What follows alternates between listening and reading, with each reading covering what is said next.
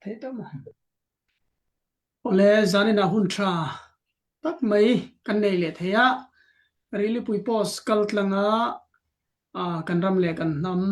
ta na income ho na kan ti beng chemo kan mang le thei do na alo mong khom mai april tha kan an chuang kai he wen ni som pakhat alo ni tareng mai kan an mang so zela ti chuan komin april tha ta na apoi khat na kan chan le do na ni really pui pos kal tlangin chi bei thaber kan bu ka cheu zani na hian abikin hei resource person thatak tak mai pu lal som liana japan ram tokyo atangin miran tel pui theya pu silian kunga kan HPO vice president miran thut pui thei boka ti chuanin pulom zuala kan HPO vice president aran ludon boka ti chuanin a hosmin pui turin pu mortekai zoding liana thare me mai aran tel thei lo boka zanin chu mit le be bengat le le don ani kha ti chuanin ama sain kan resource person ten he na tangin kam keuna kananin nei cho kanga ti chuanin chumi zon zona kan lu don ani ti kha kan soima sadu chule a clear tu an sa piang khan in share ka thengil lovila kan in share zelanga ti chuanin zanin a hian kan ram chanang tok theu ram le nam ta na luang chok le turin ti tak me vin kanin som non le ania ti chuanin tuna tanga lo chang ti po nakina ran lu zela in share ton zel turin kanin share tirani ama sain pu soma japan arama tokyo watanga miran thut puitu kam keuna nei turin kanin somanga chumi zon pulian ku ngalo ring sela tuna pu soma lo somang ole pu moderator kalome ama saberin ramchung le po na tanga kan program min lut saka min thir tu zong se bai kabu ka chu min lo thir mai ni lovin wen nia kan mamok kan poi mo em kan thia sum le pai kan ro bom te poi sa bom te honga min tan pui che turin kan ni som tak meu bokani wen thenga HBO ke hi personal taka email te na chu tu lem lo tu ran kan ngai kan voi khat na te ni ta lo boka dia angai lo ti rolin recorder ko chuak recorder ko ka lia tu na yan sung poin japan rama kan ko same ka ni tha ne mai se thawme ole wei ni thenga HBO seria call go na min pui ven him na ko ate public service kalpuina tlong tak le lotling taka KFN election hi kan se pai hoi sen te pek na ramchung le po da tanga sei top tak me watan la tu te arm force ho pui chatak tak kan nei wang te le kan lamatang lat kan pathian ne na wanga ne a kan pathian ne na lom tu pasoi ni tu ti rolin kan le tang rol tok lo hi poi tak tu je ta ni kan le tang rol lo ram chung le ram po na emi poi tak tu je ta indu tho na a thanem ngai na a tu lang huna thu kan an soi hian rim tak le top suat thok me ram chung le ram po na kan om la in ni tiata na da lo ui pui ting lian thir mai te kan om thena wangin ga mo chena tong kam hiam deu kan lo tha ka ni pon thanem ngai tong kam au o ni ti kha ama sai mi lo fiat sak to rin mi pui te kan ngen do ni ole kan nong kha nin conference kan ne ya HPO in tu wa te po online tang te pon kan lo sianga tel poi mo tak lung rol ta nin rel tu wa alo mong kan ti le ni tu milaya tin te kan poi na du chu kan sipai sang me te sai ten tek nan ram chung mi pui te na CDF โคงเอารามินะตุกเลยเนี่ยเรามีปุยกัลโคมเตนะอัฐเบลตุรันไงอังอ่ะเยเป็นนะอัฐขันนะบุลตันนะตันอินตินสิงลีไปสไตล์เส้นเตกนาตาระเรลเนี่ยไอ้นี่อารมณ์ผมเนี่ยมาสุดที่รัวส่วนกันกูการที่ดังเที่ยวลว่ามีปุยเตอัเชนตานะที่ทำสโลดีไลน์อัเชนตานะโฟร์ดอันนี้เท่นี่ให้มีกงอาโปเฮียน HBO เฮียนงุ่นตะกินังไงตัวเวลาเฮียนอัฐขัดนะส่วนนี้โรเรลนะมีปุยที่เล่นฟลายเตดูจานังเรลคิวกันนี่อันนี้ให้เตียงเฮียนกัลชินพดตัวอันนี้โดนนะให้เตียงเร่งเฮียนในหลวงต้มซุงเล็กโปนะคงคิดที่นั่นตั้งอินกันหลังมีปุยเตให้อายพูดริบโลโจก็กัลปุยเทโป HBO เฮียนตุ้มเร่งกันนี่ตัวว่าเป็นให้มีทรงจ้างอันนี้ก็หาเลเบงดอนผ่านดาตานะมังหลงค้ามังกูที่ค้ากันสวยมาสะดวกทิ้งตัวน่ะทีนี้HBO CDF พวกเรารำเทียนินส่วนสิไปซิสเต็มชะลอกันด้วยให้มีทรงจ้างเฮียนรำซุงเลยรำโปนโมอัมฟอร์สกันทบปุยเจเนนโปเฮียนลุงรัวนะลุงรัวดันเทียมอินลุงรัวนะพอเขาจะฉากันเลยนี่กันสักนาตัวนี้ที่กันเสียงตัวว่าอินปุ่มขัดนะอินเริ่มนะทีนานHBO CDF พวกเรารำเฮียนคงกันอินห้องเลยกันดิที่ชาอวดตะกินจะสวยดูบ่กันดิตอนกันสุดสมโลไม่เนาะเฮ้ย revolution กุมวัดสวงกันเบเวน่าเฮียนโลปลินนะตั้มตักกันเลยทำไมเราจูบุงยันตัว common enemy กันที่กันเมลมาส่วนเลมังะลัลนาอัดสิลตูเตตัวไหนเฮียนินกันเล่นน้ำสุดที่เราว่าตัววางตัวไหนมาบ้างเรียนตักกันเล่นในยะกันไปดงตัวนั้นเราว่าถ้ากันขาดตัวนั้นเหตุเราตัววางตัวนี้กันสันรัวหุ้นสันที่โตปะกันที่นั่นโซนนะกันล่างกันสันรัวหุ้นโอ้ยหมดตักกันในที่กันเห็นปุ่นนนเละด้วยตัวไหนเฮียนี่กันเทียบเทียวกันมีออนไลน์สไปตินซิสเตตะนั้นเราโตมุ่นสุดเบลเลยเวลามาสูงvùng airport ที่คอนโทรลละข้างตั้งอุยซัมโซก็โถนั่นเองนะมุนเลมุนะมินหน่วยจิมีborder trade เวลเองกิมรถคอนโทรลเลยวิกตุมินไปพูดรถชัวร์สิไปสังเกตเตเมื่อรถเตียนสวินตัวไหนช่างอัดสวงกันสิไปเตเนนพลามเกียงเวลละอันนี้ไปเมกันนี่สุดท้ายส่วนนี้อินโดนะฟอร์มชัวอาทิตย์นั้นสะโจกเลยมันตกนั้นสะโจกอันนี้อินโดนะฟอร์มชัวที่มันนี่ละมาพอที่เลยเลี้ยมแต่กันเจ้าว่าส่วนกันสิไปเตอันเจ้าตักไม่ว่าอันริมตักไม่ว่าส่วนนี้ชิลเลนคาวซิลนะผมเมมเบอร์กันเดียกินชิลเลนคาวซิลละ Ministry of Defense MOD ส่วนนี้จูลน่าวางิน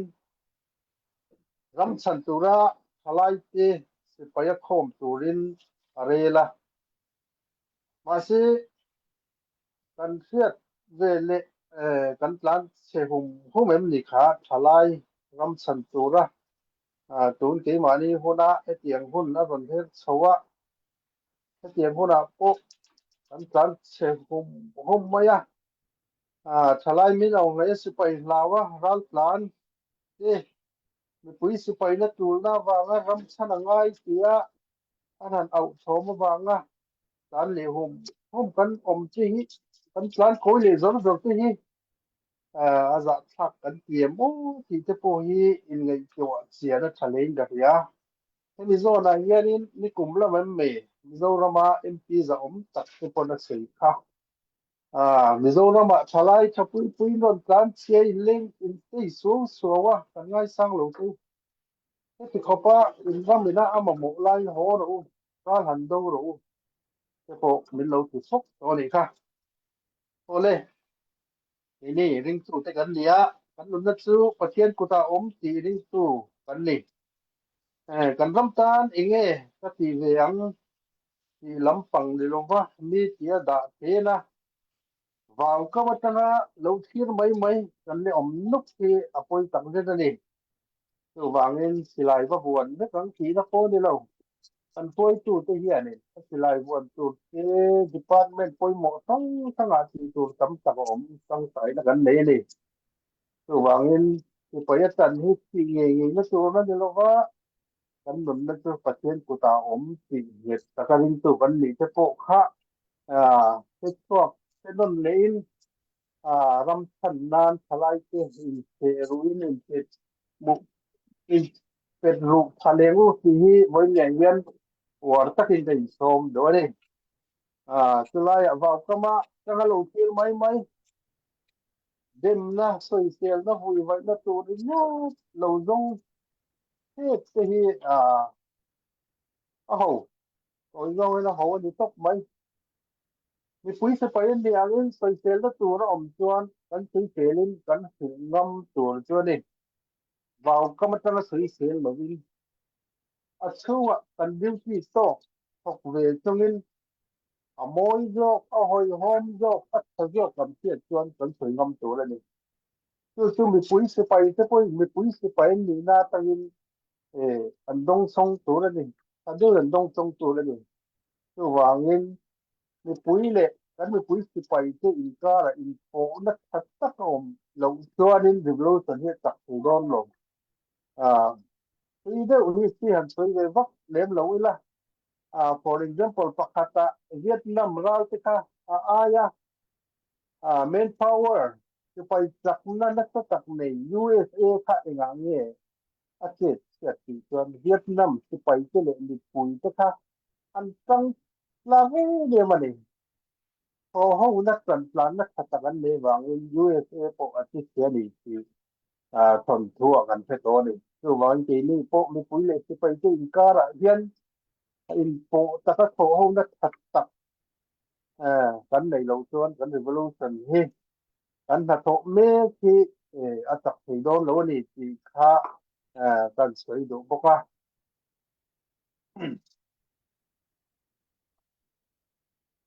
ส่วนกันมัดทีนี้สวยสวยลึกซึ่งมีแค่สุดที่พบเจอเสียที่นักลักด้วยสีหน้าตัวเลยกันซึ่งจมเลยดอมเนี่ยที่โตเป็นเบยดงเราเป็นไม่ปุ้ยเลยสไปลงรัวตะกินอีทอกฟองกันดิวตี้กันตีเวตัวระเฮียนเล่นสวกตัวเล่นริบลูชั่นเฮียนกันก็อินหัดเวทนี่ไม่ต้องตีตัวเล่นเรากันมาลำพูนกันตู้เล็ฟ้าตานะวินนี่ที่ระลินลายเด่นซกคนนั้นกันก็อินหะนะกันตัวเวียวนานาตูนี่กันรำกันน้ำเสียมพัดนานะ golden chance โอ้ยหมดตะกันนี่ที่เส้นข้าได้พดรถเสียผู้ moderator ก็ลงไหมAlo mom le me pusoma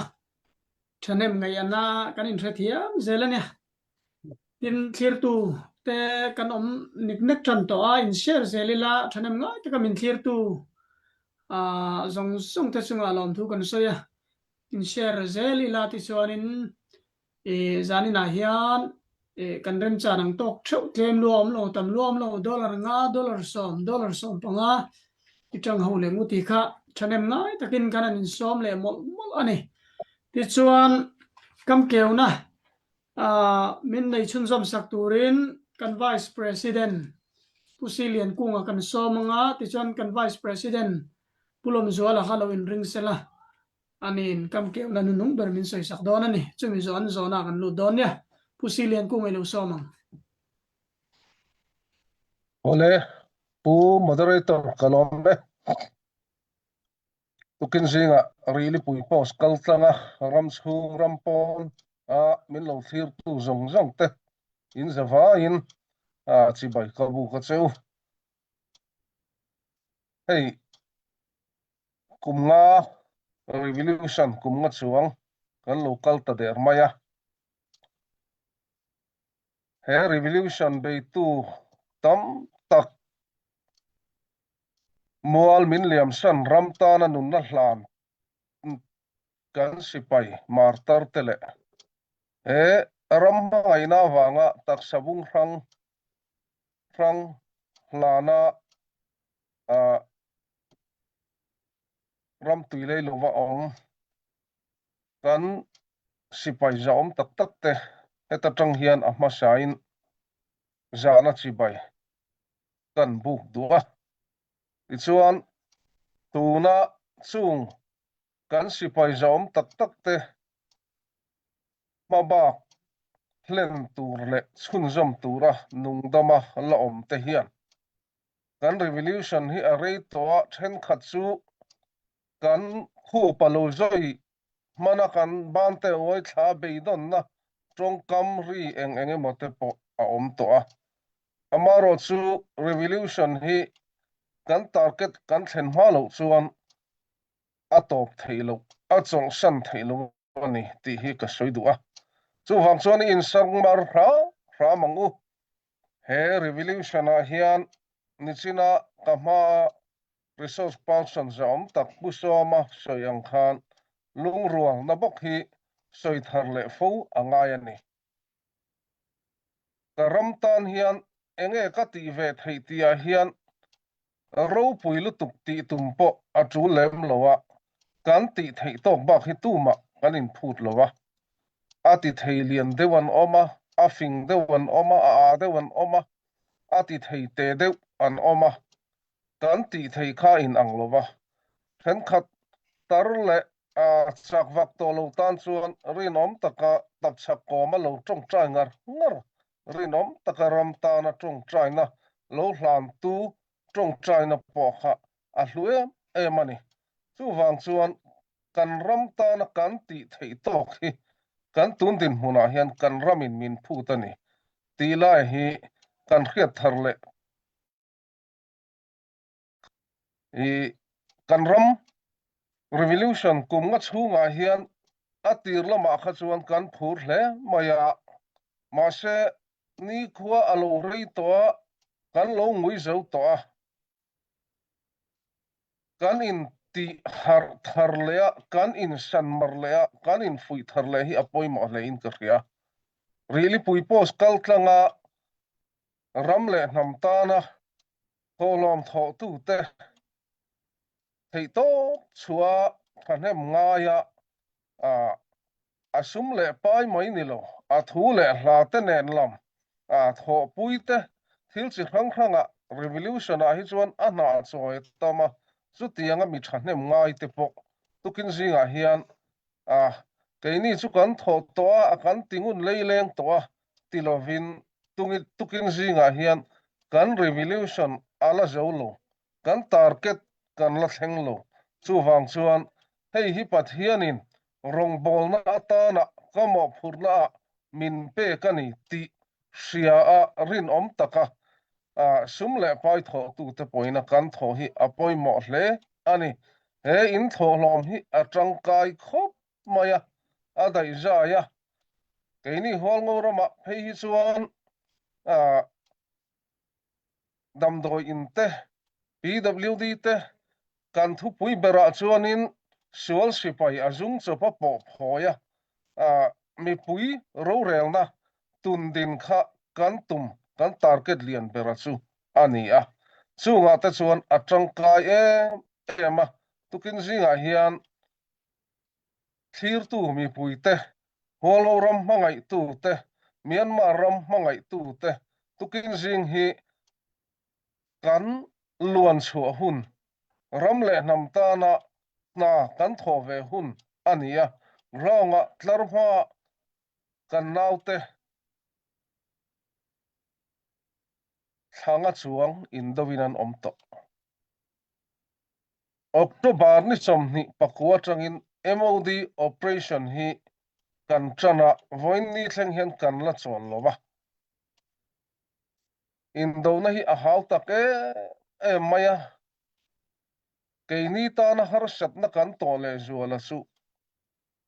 thona air strike hi lo om maya ni khata bom voi samriat thak ang ania chorwalin chumil chu in ve na ngai boka leilama in ka angai boka kan sipai te hi an rim hle maya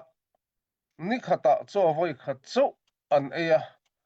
in do na muala kan sipai te hi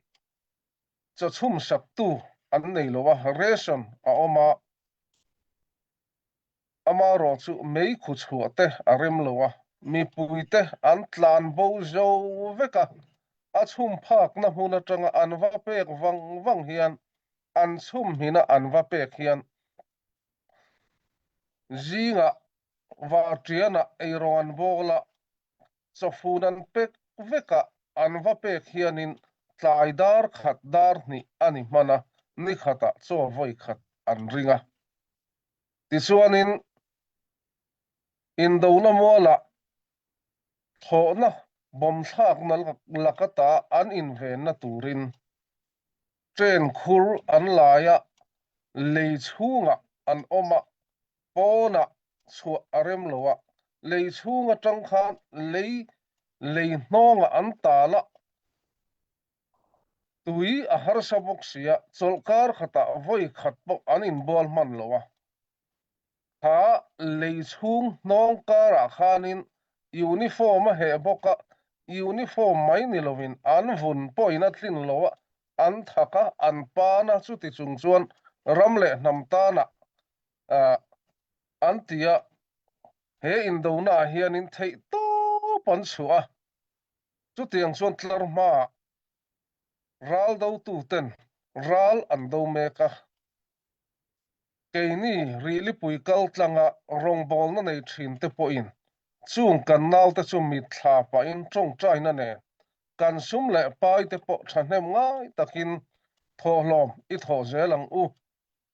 heng kan tholom te hi an tan atang kai khop maya tlem lua a om lowa online a hen ka soi zo thina anei zo de te po hianin tho tlem te po hi voi ni kha chu ron ti ve ula dollar nga te po hi ron tho ula ti chuanin mi tho ret anga in te tho ve du sia dollar som ni han tho te kan in thlung ani mai theya kha Myanmar chia ta achan chuan atlem mi lovani ti kha ria a kan thei ang thlir liam mai lova enge ni I kan jeli mai tur enge mo dor thila I goldi ne mo kan va in mai na man ang kan han jeli mai thin ang lek te po kha thanem ngai takin ron tiula helama chuan atang kai hle tukin zinga hian insan mara thanem kan ngai thar atul zia kha thanem ngai takin kan soidu ania thil dang chuna kina kan soilenga introduction kam keuna ani angin abul channan chun kha kan du to ri photange kalome Pusilian kunga kan vice president aro pui le me kam keu na po bengat lai khop mai thanem kan ngai tlang ani alomam takzat tuna chuan pulom zola kan vice president tho in kam keu na ron nei sela hun kha in tharung lowila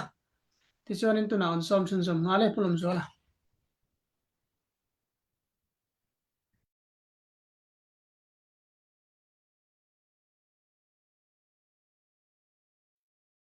trong sẽ thấy lột lất mấy Pulom ok Ole, kana fiat tek ro, alo sẽ mo me. thấy Oh,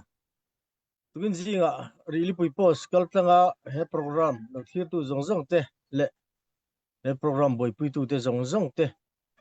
masaing iso krista mingin chibei kan bu masa cheuni le tukina hian sai du tam tak kan nayanga he revolution rim hi alo ha thak ka revolution hi ati tur lo tam le mai ei tun lai phe chu kan ram kan mi pui te a hian social media lo ma tanga eng ma bai na te hin ne don chuang lo yang chia a bai dong zonga ke ma ni kan tlang mi te zinga ngei po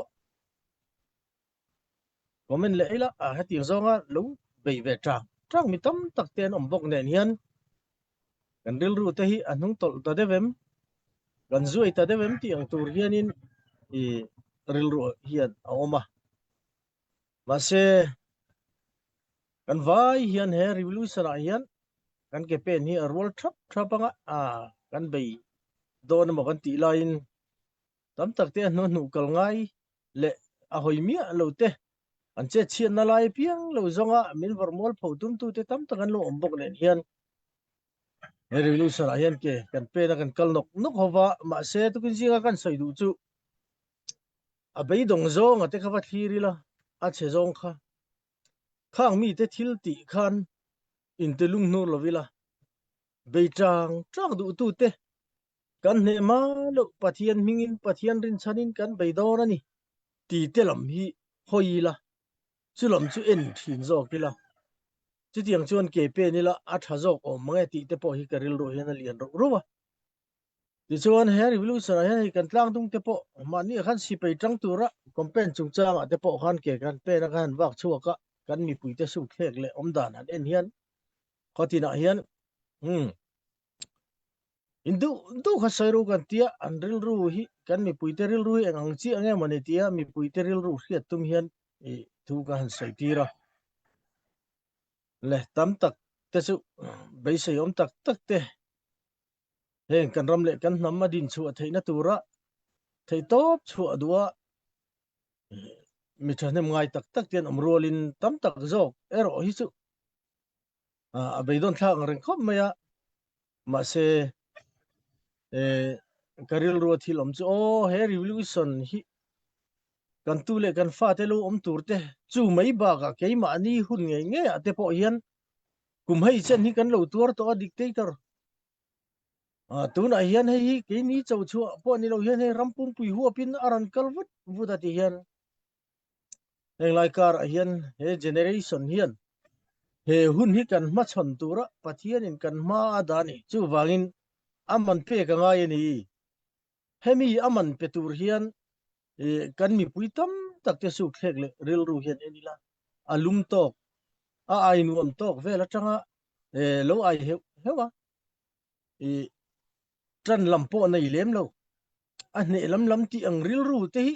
atam zo ril ru nia khotin kan chawak te ni chu neutral kan dia ti hi kan la tam khop ma mangan thak khop ma chu vain chu ma neutral lovin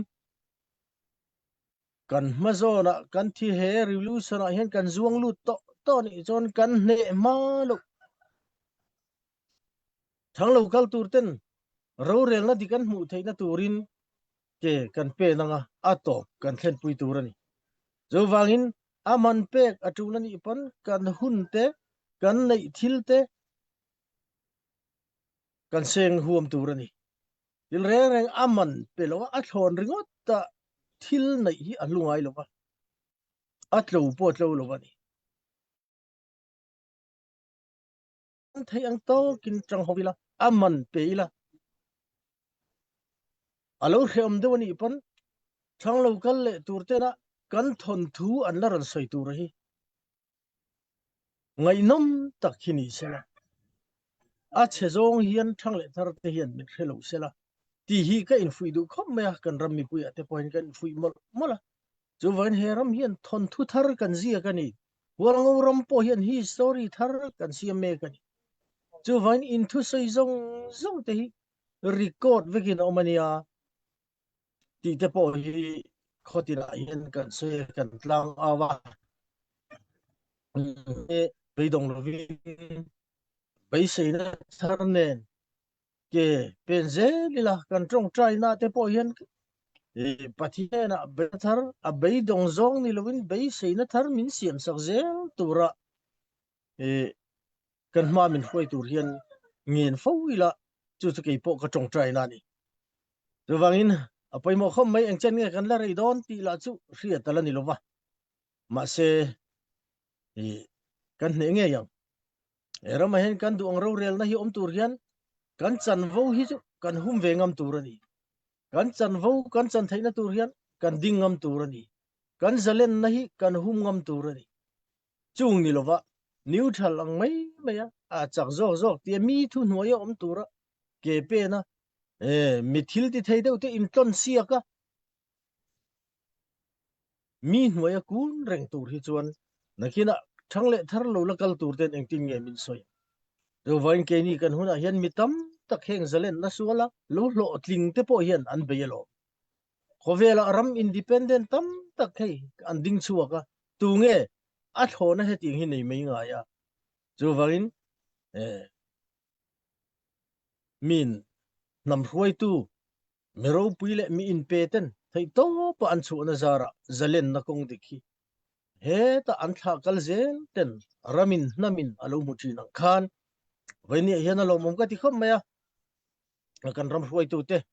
hei abik takin her li pui pas ya fundraising a sumle pai tam tak tho thin te abik takin rampon lam hin ni tlang puya ram chung lam thei hi chon he tiang hi alo en tok kan omani poin sumle pai han lan veng chi te hi kan tum lo khopin ka ria ma se vainia hian heng in thora tam tak keinin kan lo don te hi aro pui ka ti in chan chin hi ka ngai tu thina he thil tam tak har san na kan to pon kan rin chan chewa kan au chewa kan ril ru hen a bei sei thim chewa bei sei chan po in om ka ti a vainia hian thei top so in tu ma bei dong lovin revolution ania kan kal dan ni anek ne ka ahar sa maya kar in lung rol pat te lo hara ma se thunep noi engam kar chanchin du om lo de te engam te mi ka le midang soi engam mai mai tangin lo hian ni pan heng hi lungchiat puin mo beidon puine mo lo om lo ula kan beisel don kan trang ani mirin om tam tak Elizane na pathian yan ti angkhan baal ma thing i ta an lo mani voini hen in lar chuak lo ma se chu ti ang mi te chu kan lo mani ti hi ril ru hian khetlat ila chu wangin thei to pin i tangtlang ho zelong u ti kha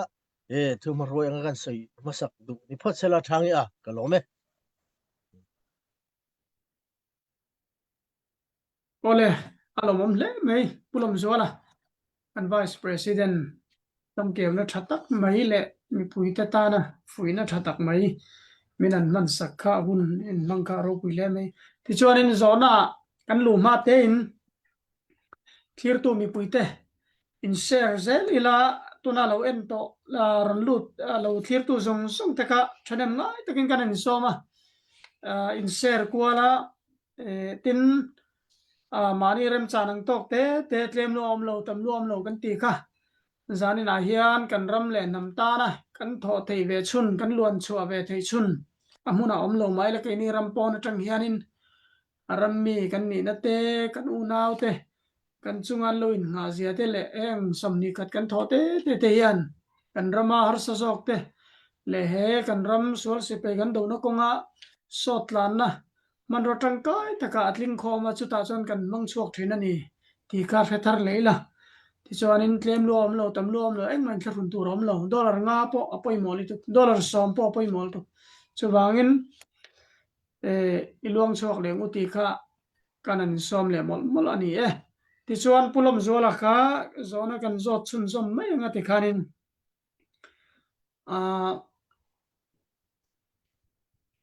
englo tuntum conference kha ai conference kanan nei zo chau ani ya ICPO walngoram sarkar in rel boldan sarkar kan ding to sarkar in rel boldan tin chair kai hoina huni mana te khanin mi pui lamatanga enge kanram kanin du tho na te tin enge kan tlak cham deu te le enge ma kan lo son to zia te po niang chumo khamia I mu dan zong kha zona chan zo fam kim har maro chu sei fam kim mei ta la achang chu so tu ta na han lo sei ve du kha atul thina bangin ti khan hi sela chumi chu zau takin sei the ni chu chumi chu kan topic ni pho do seเนี่ยให้คอนเฟอเรนซ์te po man ne khan kan han na ya kan mi pui te hi a bei dong zonga va en ngot chi po an ni chuang lo ba kan ril ru ta hi chon kan tanga kan ti thei hi atam lo e ma an tia tam tak te hi chu de wangin hei kum hai chen hi kan kal to a nia ma son na te hi chu cái ni hol ngor ma pe hi chuan ma hi kan va son tak em pathian zara kan ti a kan si pe te lama po ni se hei ma son na chu zoi na kala ma son na hi kan man mo le tu ko kan du chak le tu kan ni pe hi chuan ke ma ni lam hi beidon na min si mang ti po lo ma se kan kal to jin zel hian chu le te la ma hi chu kan son ani hi ti tu ri chuan ma son na mu tu ra te hi chu ma kan mi pui te po hian kan bei dong kan ti tak na kan tui chho zel zok hen ka ria ke chu ka mu danin ton ma kan tin tir ve la e ka chon tu na ate po hi ku kan han phang ve la public meeting te kan ko ba na mi kho khata som pangang te nan chu khom chi la tu na ngai chon khatiang khan ni lo khan he chu khom han ti te po hian tlem hian kan zia chho ta kan thu te po hi kan mi pui te na tlang tla ta dewa han soile an wom de hian ka ria kan mi pui te po hian dong song thiam tran ta viu in ka ria wal ngoram hi enge lo din ve chul na nakin aran zalen hun a heng tu kan ding don tholom ti ang mai ma ril ru lo nei te po khan tun hun a hian hei hi kan bei trang a tul zia te kan ram tan ti nge ya tu na kan in pek na hian nakin nur ze la kan malak na tu ra po hian kong ol som tak kan sia la ni ti kha tam tak hian an kha chiam chhoviu to point ka ria alom om po ka ti ti chuan nia tun tu ma han conference te po kan nei a tun lai hian hei hol ngoram in si pe la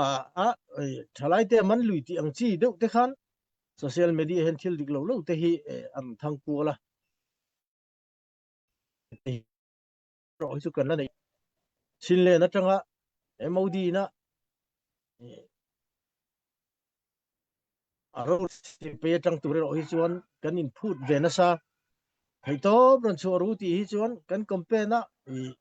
tran la tur hi chuan mi pu hi chu kan in nor na sa ni chu ti lai ka ra chuan hei nia ni zan lam theng po ka lo mong deuh kan hol ngor ma chuan paisa in tin chi tiang za tan khon ti ang mai ma social media khan ran au le vaka khang kha ke ni OB te mo committee te na mo are la ni lo wa mi pui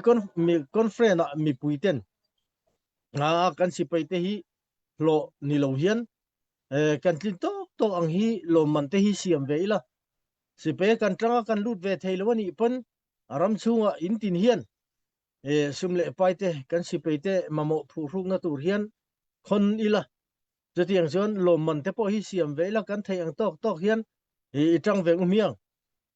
ti kha mi pui la mina ro rel na vote ban khai mewa vote kan la ka kan vai kan khai thup le kan lung ro la ni a alo mom po ka ti a chu a chezong hian aran thang chola ma se heng hi a thave tho angai la ka tianga lo sei nom eng lo duanom khan ma se khang han tam tak re thiam lo hian minan lo soi ta ka chuan kan lo oi ve le mei non thina khatiang khan lo khan heng hi kan mi pui te po hian tuna hian thei to pan chu ve tran ve hi chu an du ve ni ti chuan a si pe tang tur tak ero hi chuan in kan mi pui te hi kan thalai tam tak te hian eng ai ange mani don ni hei ri le tiaw ate ti bol ate hol ngorom chunga si pe kem om ta chu kan chuak vek to kan an kem te po kan lak saka ti hian in do na hau tak zet mai kha a hun lai khan kan be vut vuta tuna kan chuak a ram hi aveng chho ta viu mai ke ni hian ma se kan si pelu tur thalai te hi an khe to la mati tur hian tun lai pe chu ral plan te hian ti mua an plan che hum me ti hian huwa thalai te lo chuak ve ro se hi kan thu sai ti ran ngai tharo se kan te khotina thalai en om lo an tlan mizoram lama an in lo suman zong ti kha an ni deu zel me ya chu wang thalai te po hian ram hi kan hlum lo ang ran khom me tun lai chu ma se heng te po hi kan so ngoi du a ro le de ro se he ram a hian kan ram veng him tur te kan mi pui nu nau kan peter kan putar heng ho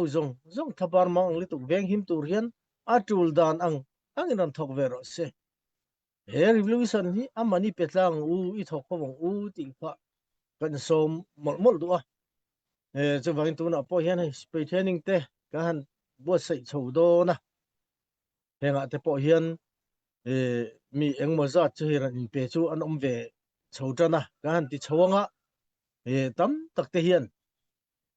atul zia hian anan in pe chhawanga an ril ru apo hian tu lo tur ate po kan nga ya tuna atang me te ral ma chon me te an train me mani po han ke chu training kan ral do te ran hong ba mo na po khan tian ka soi re nga kan si pe te ral in do renga in ha khop mai ma se si pe ral do lo hi nei tu ila si pe tha kan nei don lo khovel ram si pe nei tha kan ti ram reng te hi enila ral do reng ral ma chon reng te hi si pe tha nei ram chu an ni me lom ti hi ka sai fo thi na chu wang kan si pe te tu na po hian ralan ma chona an bei renga ral ma chona kal to te chuan hliam le engamo na har san na te po to ma se henga dom do ina ten en ko an dam chian ma hian tu lan ti li tu an ral kai ral ma chona kal hi an dam chian ma po hian om hri ro ti po hian kal hian tum lom hloma akal ve mi lo te le he revolution mang lo leileng ta tan hian an lau le em mai bo chu wan heng hi kan din mun ani ti hi ke ni po hian heng aram chu hen kan tlang au na sa ni chu wan kan din mun kal zel hi kan an chuan tu na zo nang de khan ma kan so nem ti chuan hol ram na hi chuan ma kan son viewing ka ria kan malam kan vision te po hi thil tam ta hi alak ruak hian oma chuan kan kal me pa henga hian apoi mo tar churam chungram pon kan zawai hian in lung rol na te tho ho na tha te kan nei anga ya ji nga hian ka ti thina tam taka hi chuan mi ji in ang lo le ngam tak om khona na chu apoi mo ka ti lai ber ka vai em thin chu a thori ma te hian thei to pin ti hian an thoka an beina sa mi that na lai aya mi che sul na le mi chiat na lai ringot sei du chi mi hring hi kan oma hi apoi ka ti khom me ya chu wai mi in mi sul ber mi thalo ber kan ti po hian that na lai sei tur nei thawa ke ni hi chuan mi that na nga thok tu te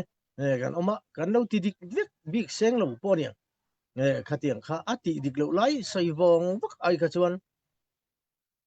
in fact ton te in choi moi ton te hi thiamila te tiang chuan ma son na poimo tak chu da chuan om te po hian ka ria ti te kha soile du ni sela kalome ti jong khan kan du tok phota ngai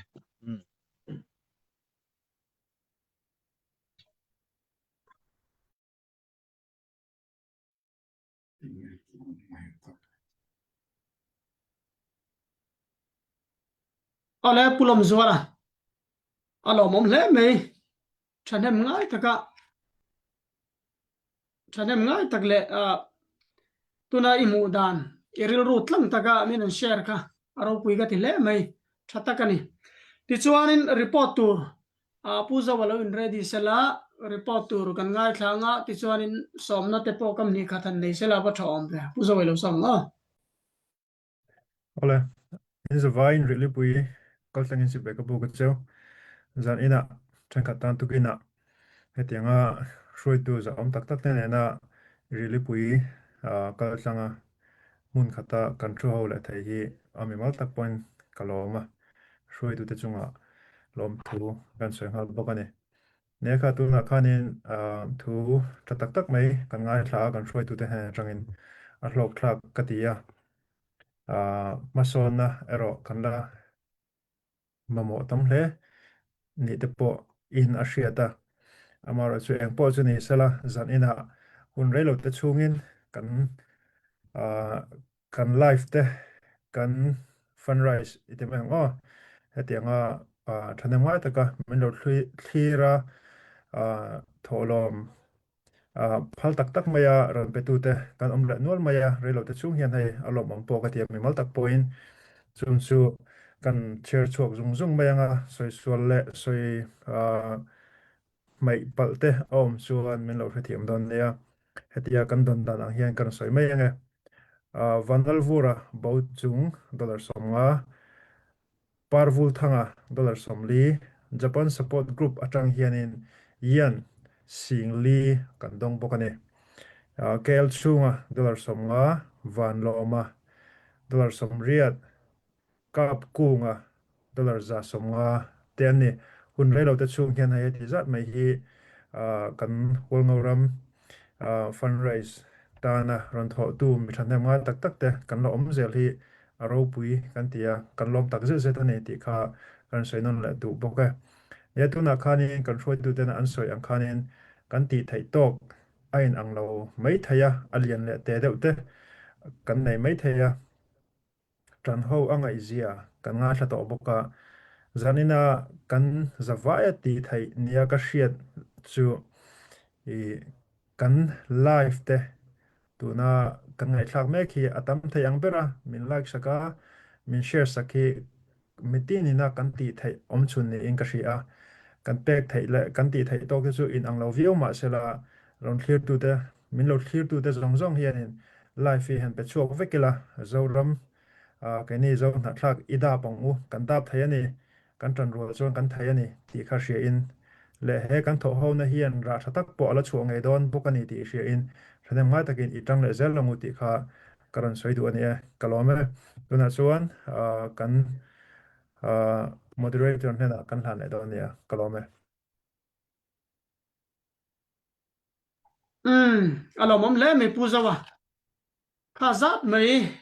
kan ram ta na luang chuak tu mi thanem ngai tak tak kan nei kha alo mom atlamon thlak tak zetani tlem luam lo tam luam lo kha kan soi jing le dona ning phal lo fra mila chuwangin kan ram tan I luang chuak le mol mol hu ti kha kan in som le nia tuna Japan ramatanga miran thut pui wang tu pu soma kan kawanga zona pakhat na ta na tun kan ram din huna hianin enge kanin pum khat nan le tin tuna hian mi pui thom ne une wa man pem chuak na sa ti te le in som turan om chu mi bo ruak wang tia wanga thu le la fel fai lo nok noi om hi enge kan that tlan thai na tur idea te nei em tin enge mu dan HPO sarkar hianin walngoram sarkar hianin engtiangin mala se idu dan te tin mi puya hen enge kan tlak cham mi puya hen in siam rem ngai te kan omem in bi chian ngai te kan omem ti kha khazau takaminan soi sakturin pusoma kanan some ole pu moderator kalome ne zona poi mo takania ani dang takin ka sam pu thiam lo ti ro chu lau ko mai ami toy zong in amat kan soi du chu kan ram revolution ni kan chou chua ni lo kan phazat wanga silai von chak kan ni lo allo thei lovin aron in chua wanga tiang ti kan lia chumia beile na ko nga yanin kan mi pui te ko tong takin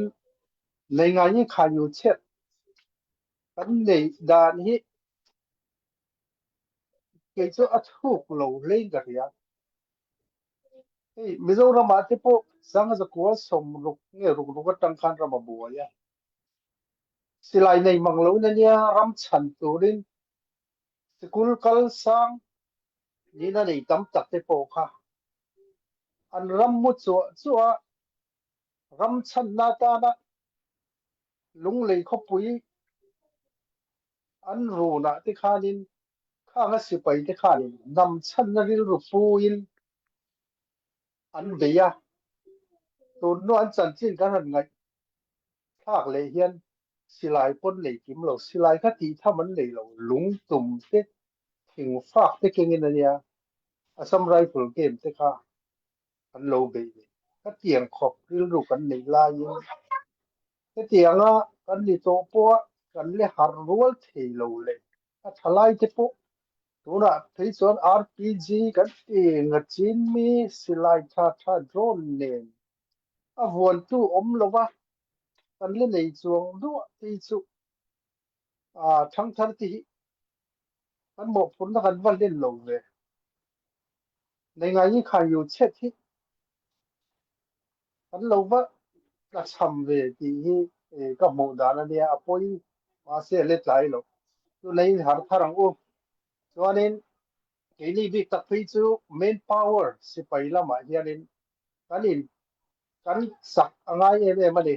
tuna man nia zetar te kan soi pova amuna om pdf zolan te po in so sipai ne thok lang an ni zia thu lekha anon chwa to a le lama ral do na kan tan lak le lama spring nem ang mai le lama kan ol le lama non pong chuak ve le so ti rolin a le lama tanga kan chiat do min lo be le lam supporter te media tangin kan lobby ho kan ti ba kan chiat na zonga ani da ba so nga ral ta na om Paul dang supporter ne na chanchin fra te ten va dong songa du dan dan lo soi ti ra o vela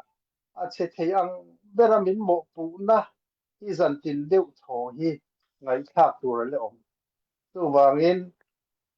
tun hun hi in tha da thei kan ni lo main power se pai zong pon na sa taka kan in thuam chak hun lai takani ti kha ka soi du azau de ni ti boka hun te kal vela hun ka nei lo takin duam takin kan soi chun zawange kan ma thir hi important se thui taki thirang o tun le tun maya kan thothok alo englo na ta na sipai minong layan president at in sem election in thanna alim adina sumiatang chuanin tuna hian sarkar form me kani tunga chuan hetiang omreng ai chuanin sarkar thana tiang to tain om maila lungrol takin thop maila tu chuanin kan nuamang zo khang tiang ngei dan ma thir toi tak neya media lama te po ri ko mani ye po ye me mai ni sipai ke pha noya kan tu le kan fa kan ma thir kan future ring tur hi kan phal tur ani lo chu enge kan soi thei chan ti chuan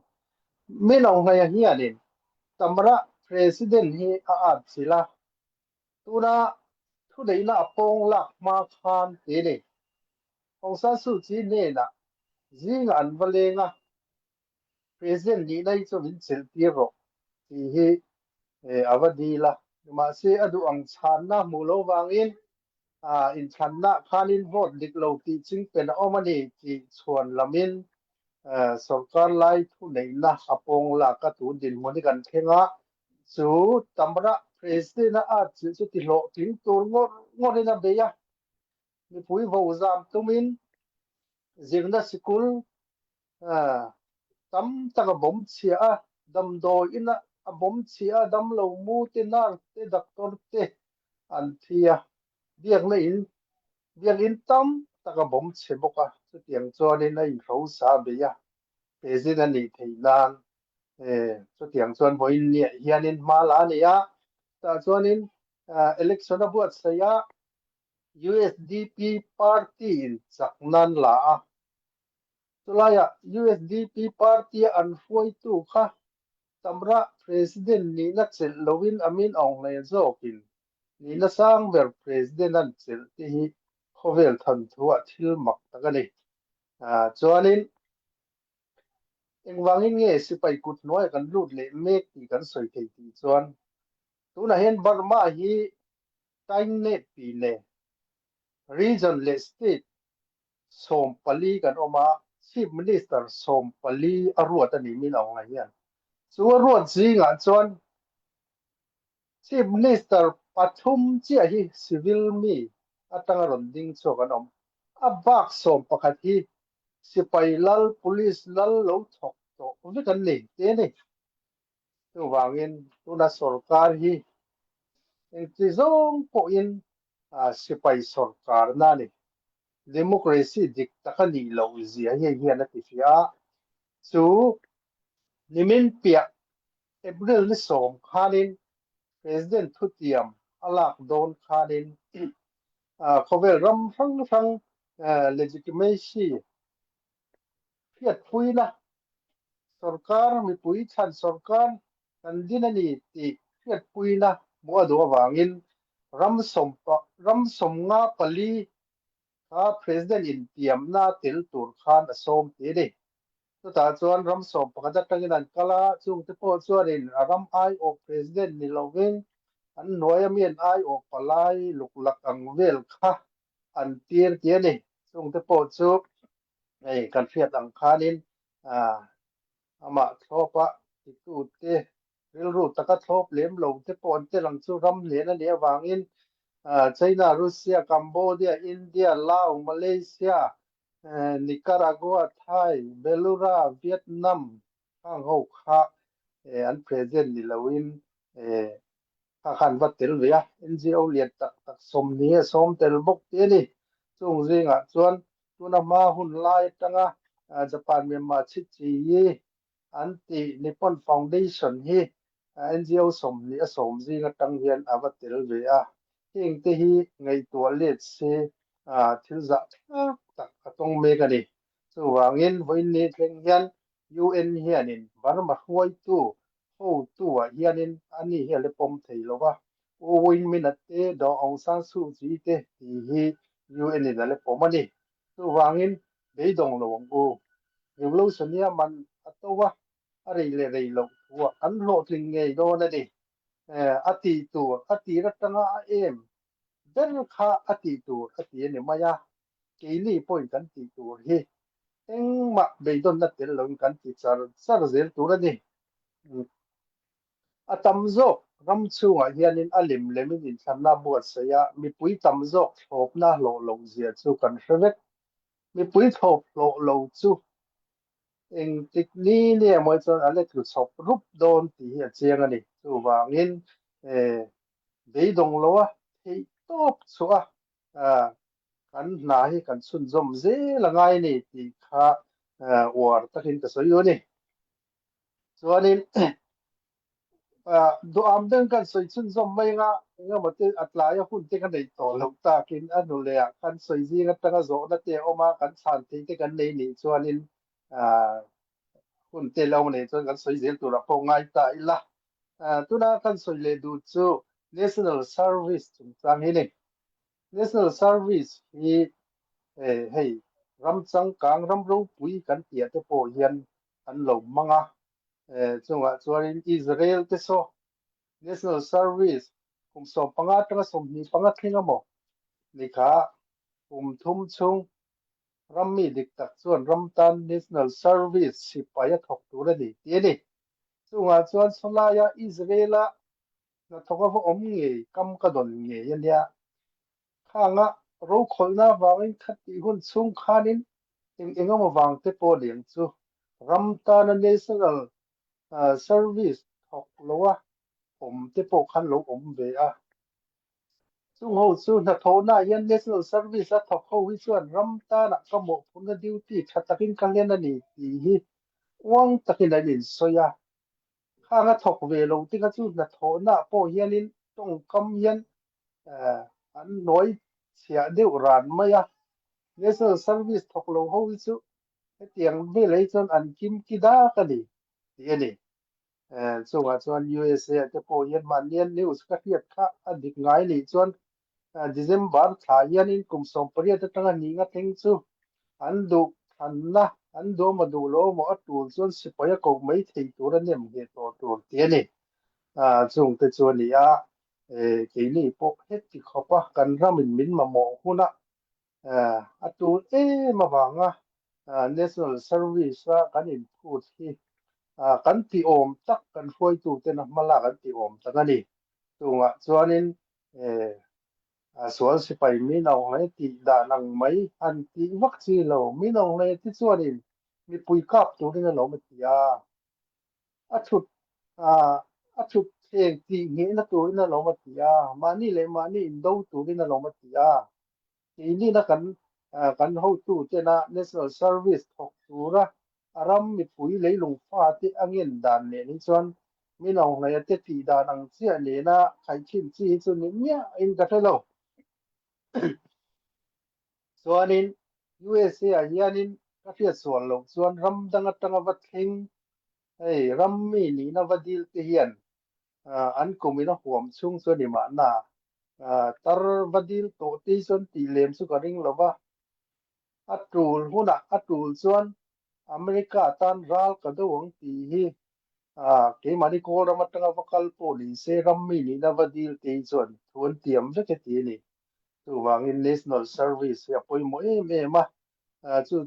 voin nia tun huna ram chung om te po hianin kan ko watla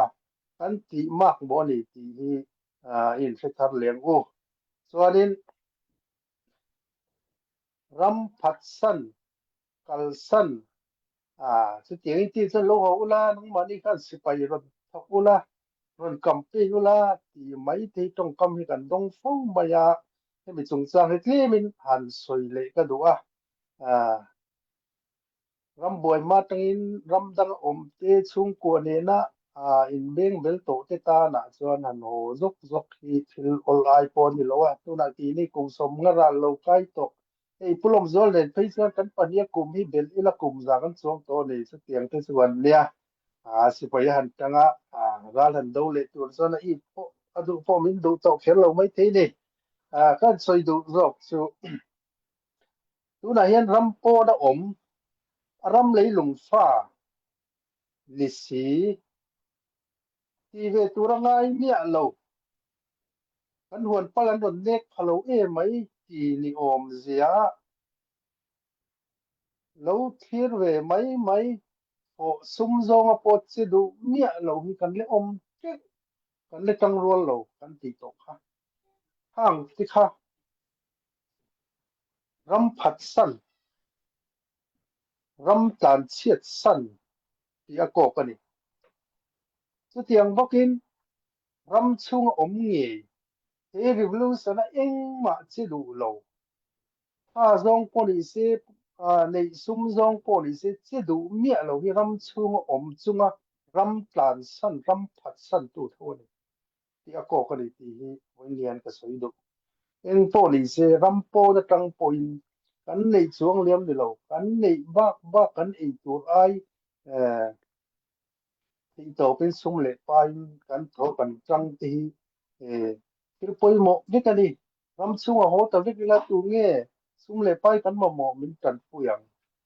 ti te kha ngai to tu ra nia a tho ka pheta ram po ren oma anom sachina enga mai non pu tai non tong sang ve ria ga in do de chon ron thola nang ma din ron ti ta chu han ti mai te hi an ngai thak po chon a dik mel bia wa ram chung a po ram po na po ram phat san ram plan chiat san hi tam tak kan le oma ni a om thei tho ama ro chu ram po na tang hian na sat takin chan ala the ni chuangin ho kan rol dan thiam hi chak na ni khang long zong kan soi te kha kan lung rol na tan kan in pum khat nan kan chak na ta na tu na kan revolution hi lo tlin du ve kan ni kan ni sipai men power po chak tak nei du ve kan ni chu ti rolin mi ti ta na da lo ila chu ti kan du si chuan ne kan du si chuan ti ma ni nge kan fa ti nge po kan tel ti tu ni ke ma ni nge po kan tel tu ra ni tu wangin lung ro takin bei dong lovin tan ni la je langu ti kha ai som nan do ni ku moderator ko lo me ole pusoma ro pui le maya kha afia aboka tin dam tap main fia the main iran soya mai tha kanom le mai pusilian kunga kan vice president kan somanga medical team tuna kan damdoi in le medical a hianin enge kan ma kan son dan tin damlo kan enkol dan te le kan damlo enkol te hi keima ni barmalam atam jok chun ninga enga India citizen te engang parcel ngen ni ti te le eng tiang in nge mi pui le ral tla ni na kan man changkai dan le kan doctor te eng tiang khopin nge an ha eng tiang khopin nge nan tho ti te ka mi puin kan threcha kin karinga tun lai ral tan an nasale khop maya chung te chu ka zo ba ka soi ke prem deu de wang chi kha ron form kem thiam ta la kan in zo thiam lo thin khop maya chunga chuanin ron soi thiam tamai la hun karen lovin ti kha zona pakhan ni phodo se tuna kan vice president lo soma ole u moderator kalome ole hei hol ngoram health department hi sang hi som hi pathum march tha khan o sang hi som hi pali march tha khanin kan han din tharle ania kan building om sa te achunga kan man ro nei sa zong te kha kan revolution chung sang hi som hi pakhat February atanga sang hi som hi pali March tha chung khanin al operation man ruwa sa korbak che le a thuina khiau chen khanin alo tui ek chhevek to a tin operation ti na tura a khum te khatiang chi man ruwa reng kha alo chheroi vek to a building te kha achung structure te lo moya nim le tlang sam bukin aboa aram na sato moya chu kan han toi thar le ania mi khing lam theina pialama pathian tran puina le mal som na kan dong em maya pathianin ami te kal tlangin CHO kan ti te tin foreign support group hi an tangkai maya tuna kan really pui post te thleng po hian atangkai hle kan hroi tu te pathian in manga chumi kal tlang chuan voinia chuan namdoi in thlamuan chan tlak tak kan lo ni ve ta thok tu in dai lo na hi alana zela keini huang ngorama chuan HR hemi human resource kan tilam hi kan tla cham thina aram chunga pe hi chuan kan om lo thluk ania chutianga ni lain pathian in malmin soma mun ranga hun thatlai ang ni sela kan chan phak lok tur doctor thatak takte pathian in athen full term athen part term in anon thoka ichuan nurse lampo mun ranga lo thok to CDM te localin kan damdo ina anron thoka chung ta chu pathian mal somna ni kan ti lo theilo ba ichuan tun revolution kum nga chung hian falam damdo in te he kan sual sipai min ong hlai naw te hian damdo in mun le biak in te an target deu big zela sikul te ne chunga chuan hemi shaudan nodan chin state ta damdoi in te chu abom chhenem to khop maya han pan tlak le khatiang service mu mal tak pe kha anom to lova keini ri hospital hi kan ni de maya ti chuanin Chinlan hospital Chinlung hospital hi ani le de maya ti chuanin ke ni lama chuan kan mi pui te hian an thlamuan pui em maya lep chang thlung tak kan nei a ti chuanin khawl kan mamo ang chi chu nei fam kim lo hle ma ila kan service nok thei ani ti kha min lo khiat sak ula ti chuanin mamo tam tak chona ero chu alian khop maya chu ti rual ero chuan Mizoram ria te kan ni awangin khola en ngai chi endoscopy kan ti ang chi te MRI kan ti ang chi te le CT scan kan han ti ang chi te chu Mizoram te kalin a thla te la in chunga changan zir an result atang chuan kan doctor te hi an thiam khop maya kan doctor te khan khami mang khan treatment an pe thina ti chuan mi pui a chhor tu te hi Mizoram atang po hian min ron kanzar hian zawa min ron pan na sa khop maya ti chuanin hemi champhai le a chevel khua te pia lama share te pimi pahni khat kan san sin kan thom thang hria a min ron pan tu te hi hla tak tak atang po hian kan nei tanual mai ti te khamin lo hriat sak bok la ti chuanin aram chhunga chuan Falam district te dim Tonjang kan ti te thleng hianin zaron ron zowa tuna Chin state damdoi ina chuan service pe thaber le damlo tlan tunga ber kan nia CHO atang point ri khodar hi ni kumlama te khanin service pe thaber le na thok thaber ni na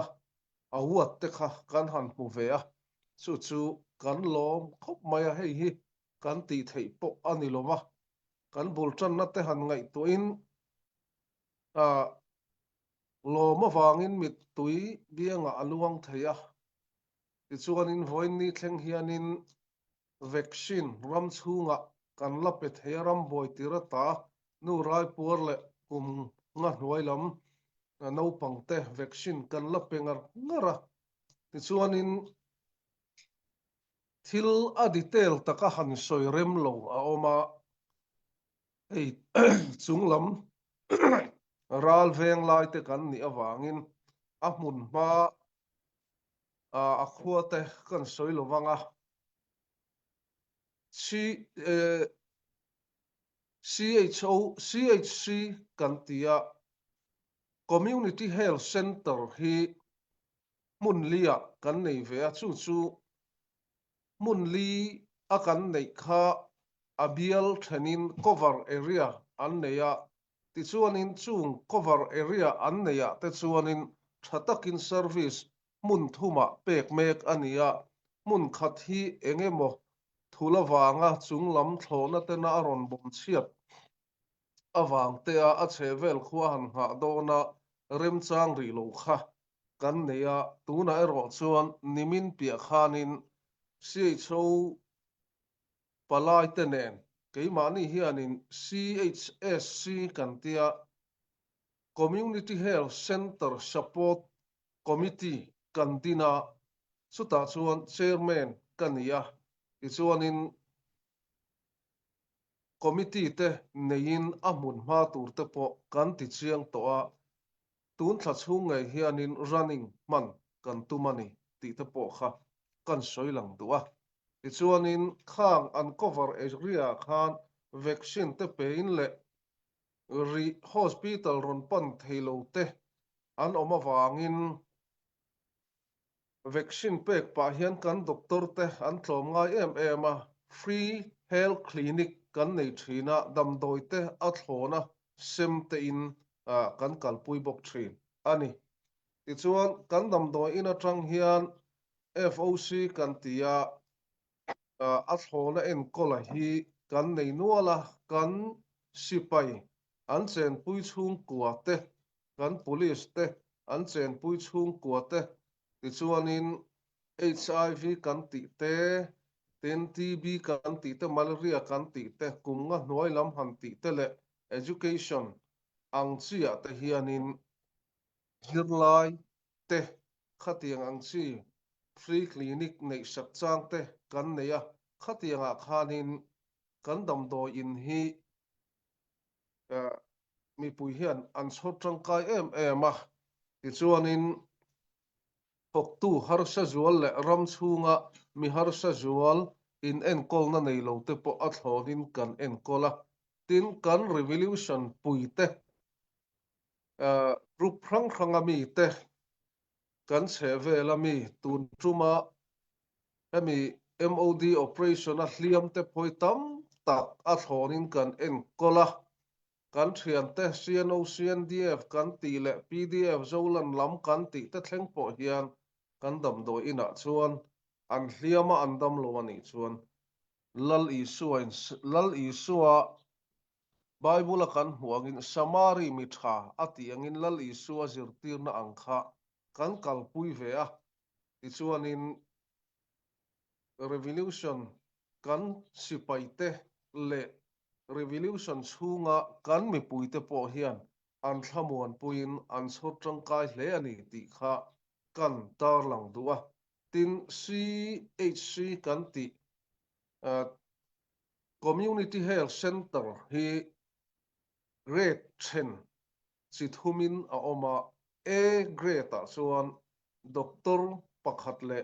nurse ปักขัดอันชัว B grade ส่วนnurse ปุยตลิงปักขัดเล midwifery วันสวยเสียมากันติเฮมีนาวชาร์เทียมอันออกมา nurse ปุยตลิงค่า leader อันนี้ที่ส่วน C grade ส่วนวันสวยเสียมาปัตนีอันออกมา B grade คัน HA health assistant เตปอ leader อันออกเทียสุดที่ยังเตสุกันกัลดังอันนี้ตินกันสอยเงียเทงิลเทมีเราตูร์ชู Chin Health Organization กันที่ฮีมิน support ตูเตอันนี้เฮียนดำโดยกันตลัดช่ำเละทิลเองกิมาปอนเนนะเห็นกันว่าเอาเละไม่ทีนะตินดรหุยตาบอร์ดาร์เจ้าขัทระเฮียนอันออกมากันดำโดยอินะกันเอ็นกอลเทโลริฟาร์ง่ายจีเร่งเฮียนrevolution ปุ่มปุยกันเลียมเตไอโซลปันปุยง่ายจีเตจำพายปันปุยง่ายจีอย่างเชียเตเฮียนอัมบูลันส์อากาศคงมันเข่งเฮียนมินตุมสักทีนะทุกฝั่งส่วนดรหุยตาบอร์ดาร์จุงอาเตปอเฮียนกันล้อมเละบกกันสดจังกายเละอันนี้ตินเสียโชเปียละมาชินลันHealth and Sport Department เชียนมาอินเนอากาศวันจีฐานะการหูตู้เตหีการวันจีการมินิสเตอร์แข่งเฮียนินหัวงูรำหิมินมังไงมินไงสักมายาอันนี้เตเนนะการทอหูนัตเตปอฮีอัชขบมายาอันจันปุยนัตเตปอฮีอันจาร์กันโจวกันดงนัสัตเลียกันล้อมเละบกส่งตะส่วนนี้รัวลินตุนลายกันดินมุนาส่วนกันดำโดยอินะเฮียน FOC กันเป็กเตอนุตำเดวะตินอินโดนาเฮียนเกยมานี่สิไปเตเจ้าไม่นี่เรากันดูปุยเตกรุ๊ปครั้งเตเลียมเละดำโลเตอันตมากันดำโดยอินฮีกันรินชันนะสักคบมายาชีดานละมากันดำโดยเตปอยกันอินทนเลยเทลวันนิมินเปียเตปอขานินเฮลายกะทอปุยกัน AGS2 เตปออมังอังเองติงไงให้ชีดานะดำโดยในตัวโลฟาร์สตักเงียลทนตูละสุกันในตัวสีโลวะมังกะฟังเวเองติงไงกันตีโดนะเตียตาซีไอชูละมากันทอปุยเตกันหันอาวะอันนี้ปอชวนินตุนดินหัวนาชวนดำโดยสต็อกเตกันในโลวะเองเตียติชีเงินเตียกันมังอังคบมายาเองปอนี่เสละ HPO ว่ากันรวยตูเต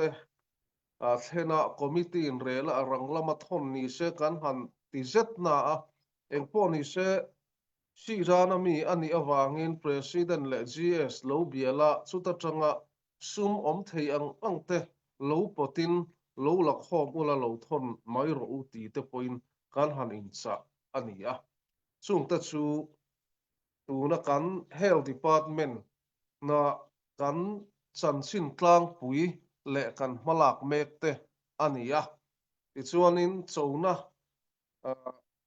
kan nei chu mithiam resource person hi kan nei tlem khop maya HR clerk chamna kan nei lian khop maya tuna hian cherlai met nar zirlai hi keimani hual ngoram chung mi ni lo tenen hian an vain mi som thum kan zirtir me ka tuna hian scan year first batch khan scan year an zir me ka scan batch an oma first year an ni boka chu keimani hual ngoram chung nge ya kan nursing sikula kan zirtir me ani ti chuan doctor pani chinlan government ina abuat sai Jordan Medical College kan neya hian zirlai pahni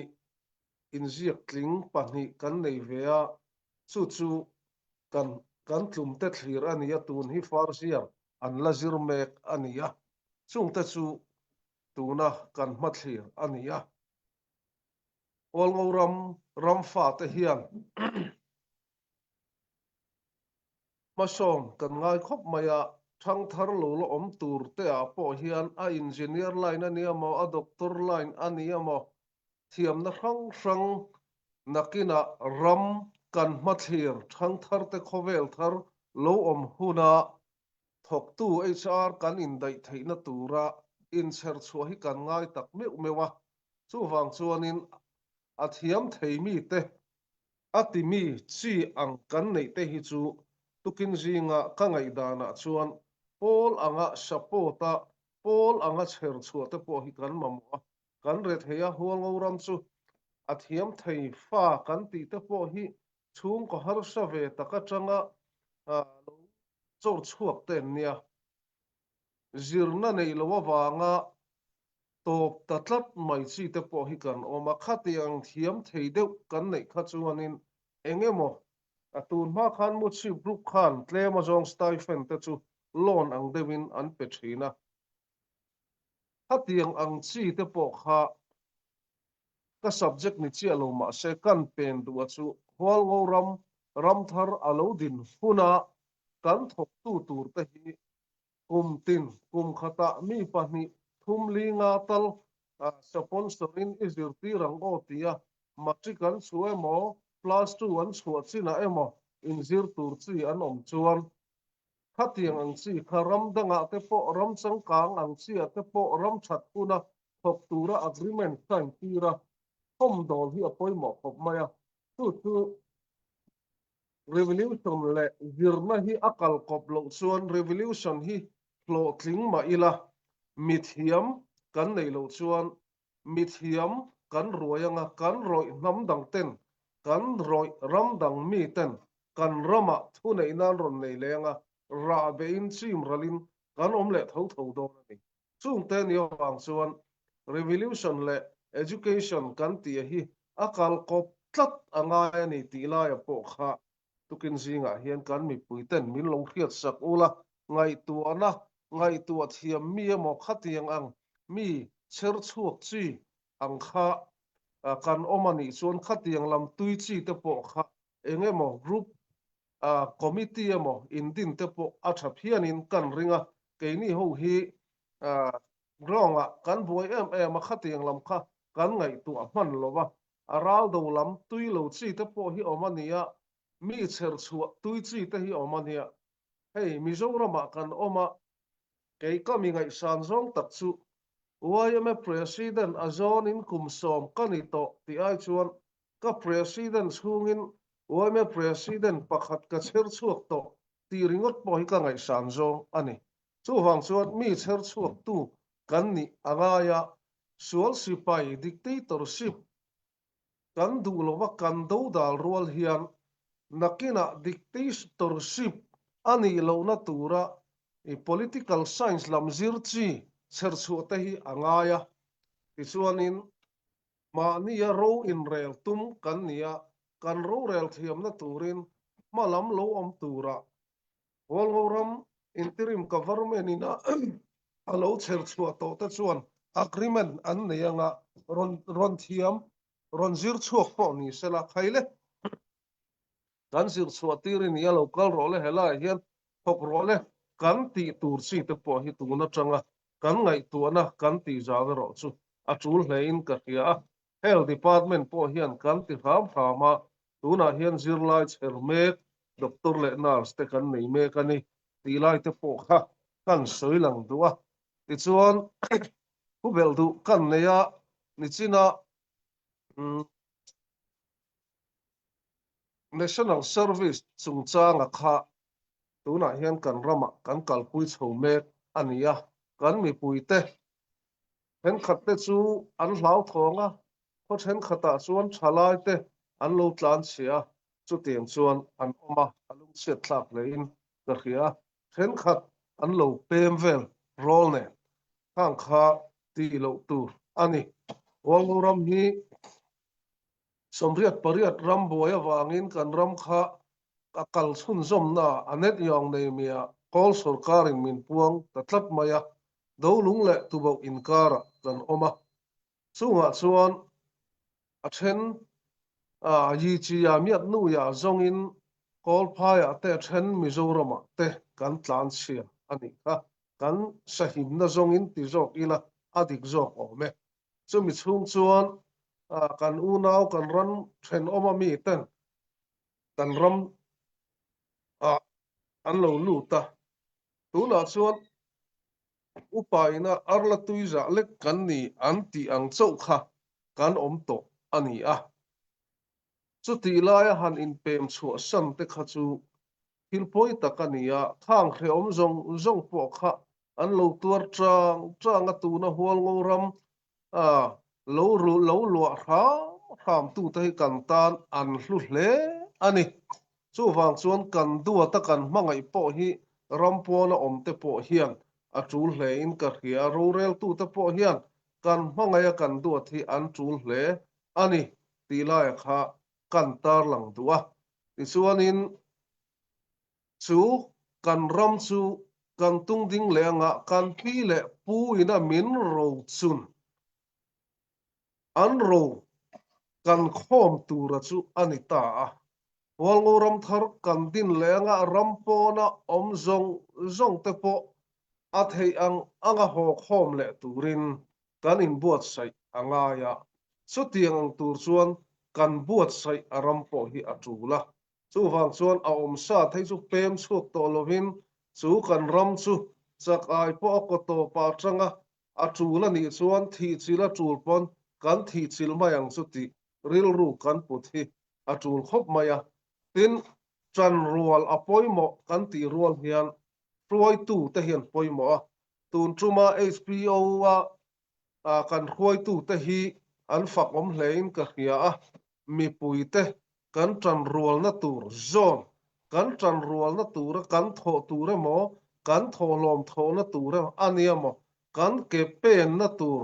ruwa manna awm lo chuan i tang rualang u ti ringot ani theilowa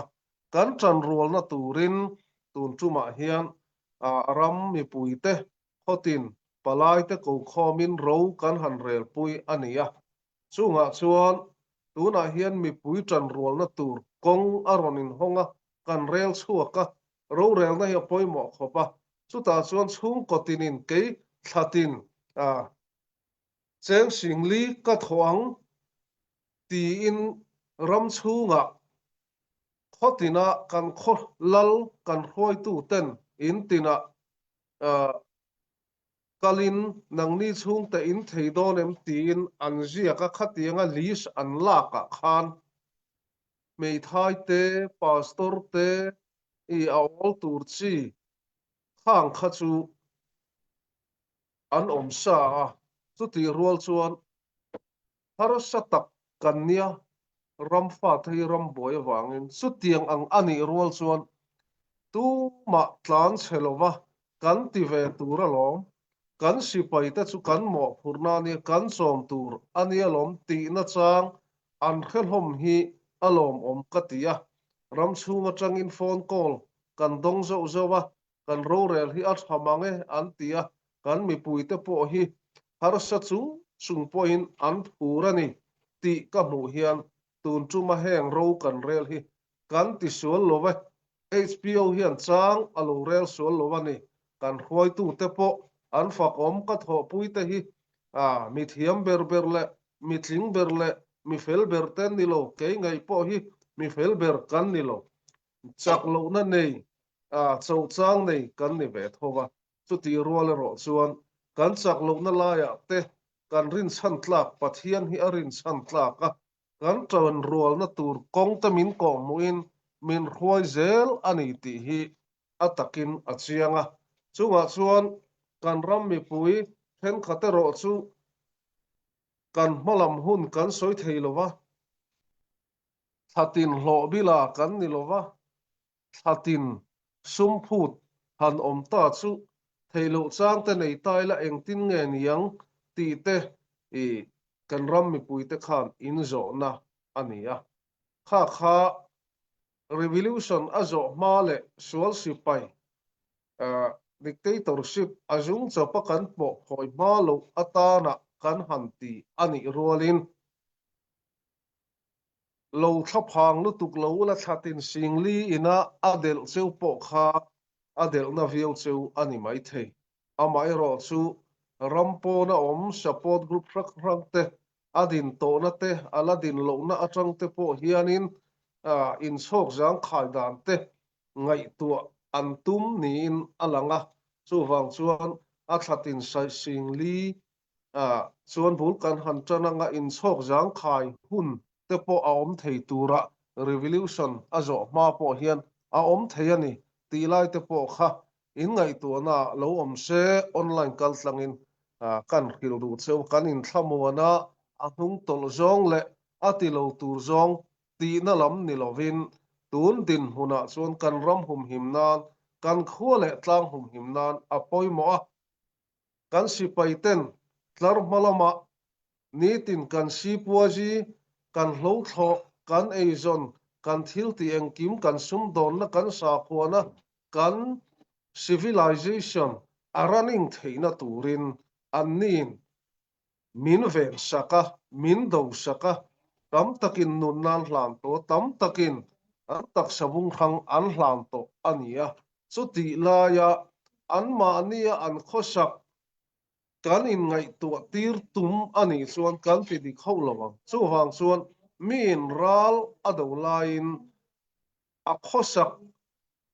a in lam eile in anu pui fanal chom anu le apa a chom na te angai tu theilowa chung chu ke ni in kan tum sakanga an nin min veng himanga kan nitin kan na thullowa kan kal theina turani ti te po kha kan hiat sian le zual apoi mo ani ti kha kan soi thei tok ni ri mai se kalome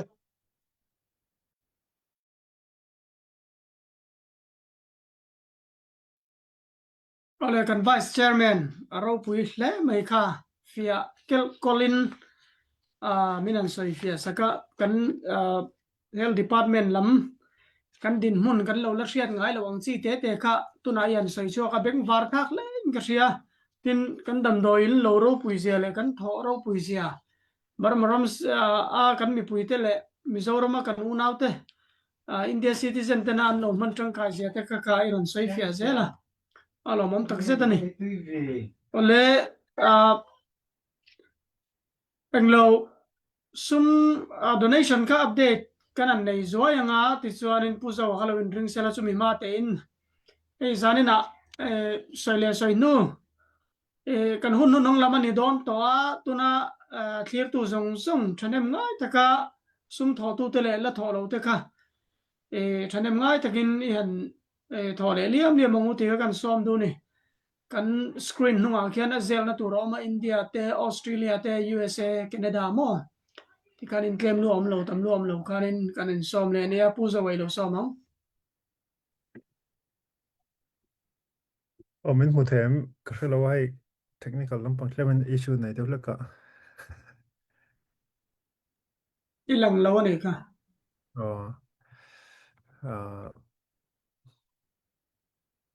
min lo thiam lok ula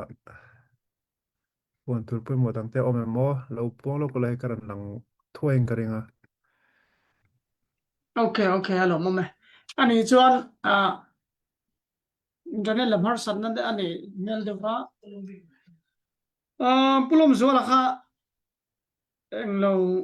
zona pakhat kan zot le do tuna ground lampang din mun tun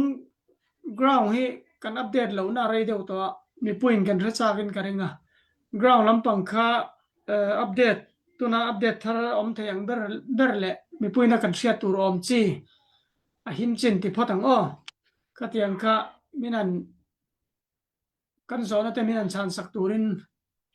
lawin ring sela tuna puzawa kan som don ne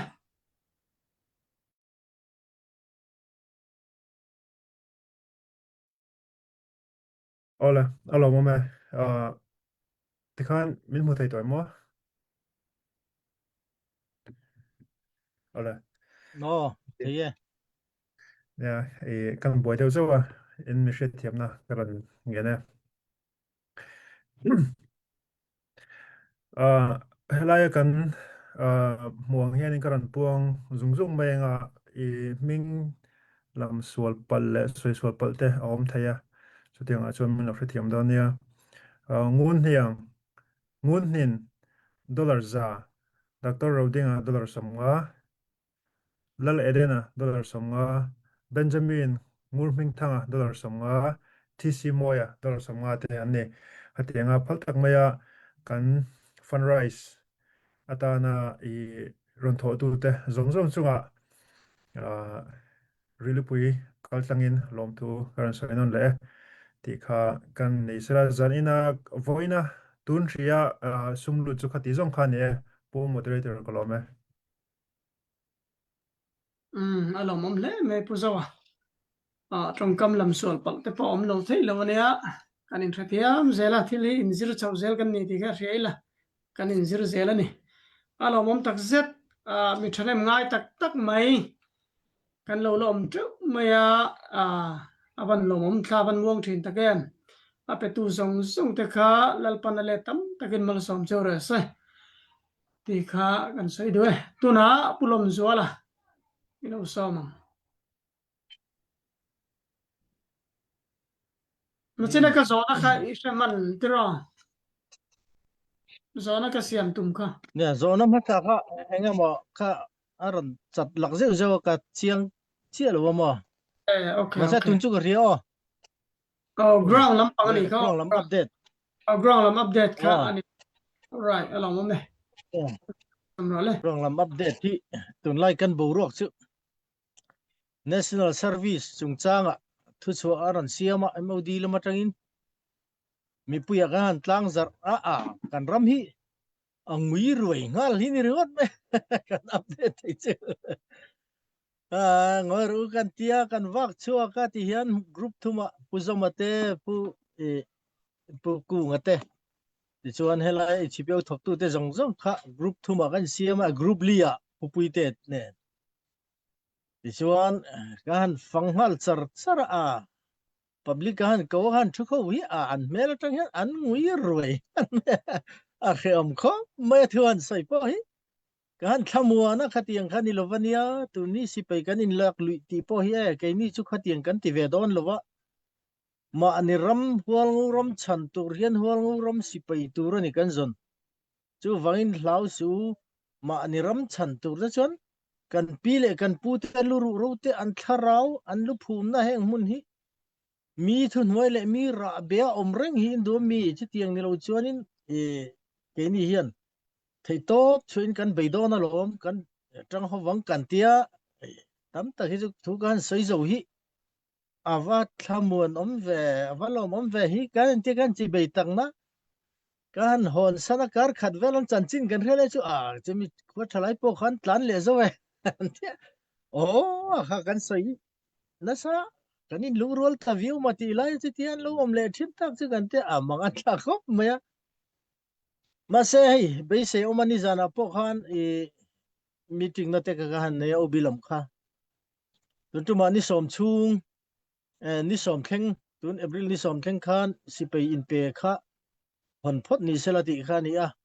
nei mi som ni do ne mo chu in pe chu kan to ni lo mong kho me cha tarang chon bul kan tananga kan malak nei tu na engamo stipend angte kan ti the kan malak nei khatia kal chhoni chuan mi tam takte po hi anan tui chho venga zol do takin pathian rin chan chungzel hian ten kan kepe na hi a thon don lo hian ka ri ani jan po kalom khom me a khatiang ran pe neu te kan mu khan ti chuan HRF kan ti P2 sheet kan te mai reserve force ka heta MOD lamatanga a policy ani awang khan khang training te po kha kan bot sai lenga chutianga tan chuan kan du ang zat sipai hi chu kan nei thei tura ka nga ya athamon thak lein ka khia karil ru hen be sei na sang tak ka nei ni ti kha kan soi ni sela ti chuan nya kan thu te an nu nung lam ani de to tlem han soi bel du let kan ne kan thu soi tang khan puso ma mi china athu soi ya krong lam ram dangami te ran hong ula henga teran kompen be ula tiang chin min ti ati kha karil ru khoi de zok me ya ne khatiang chi te tongkam lo dong palani pon engpo ni se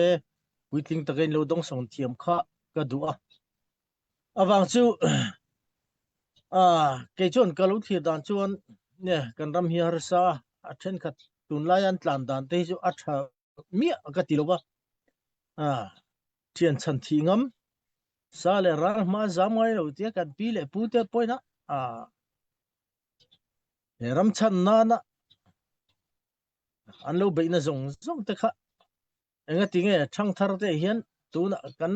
thian tam tak te nun nan chana ram tui le lo ten mi tam takan oma hi ma kan nor kan beizela enga tinge kan phatsan ta hui mai khang thla te kha kan ni lovem mi ti te hi ril ro hian oma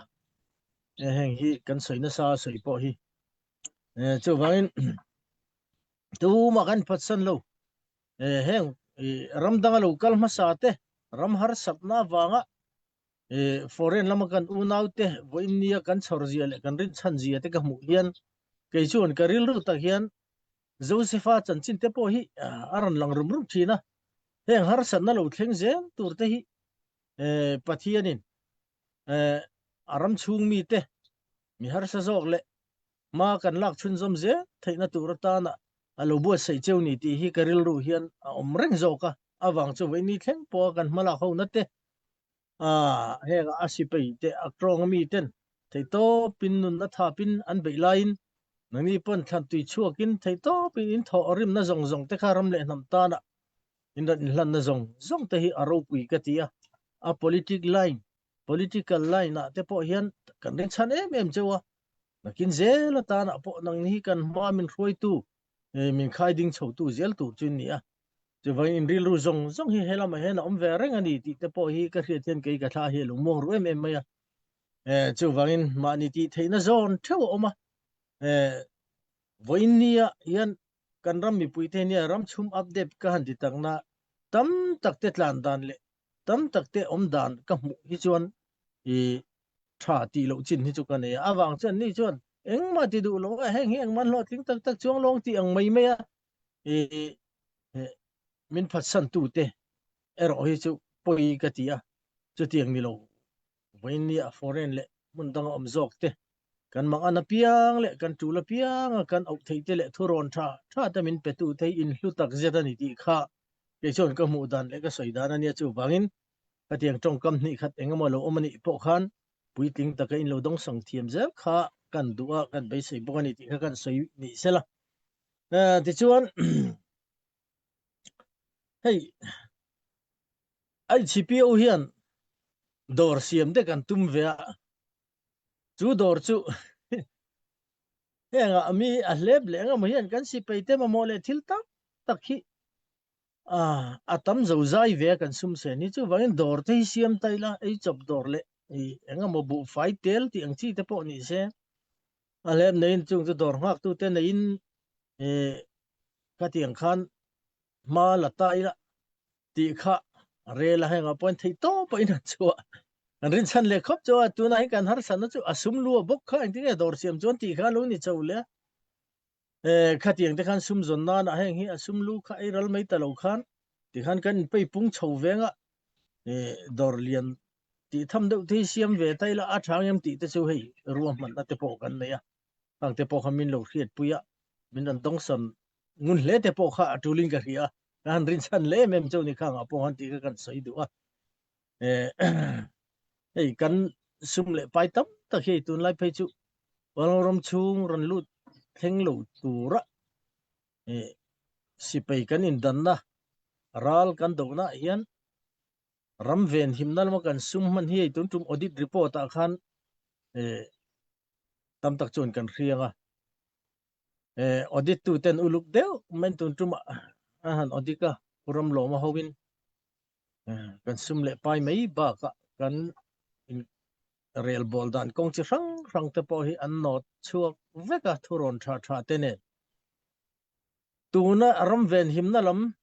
operation lama kan sum man hi za som kuale pathum percent 93% vel hi ram ven himna le operation lama hian kan mangani chelo dang jong hi chu hei tuna po hen education te po hi malak na hi achak me ma se hei indona wang hian sikul te hi aran tumbik du thina wang hian kan fa nau te zirna kong apo hian kan in kalpui lei thelo ma se ruam man na policy thil tam tak tu na hian an nei vut henga te po hian thei to pin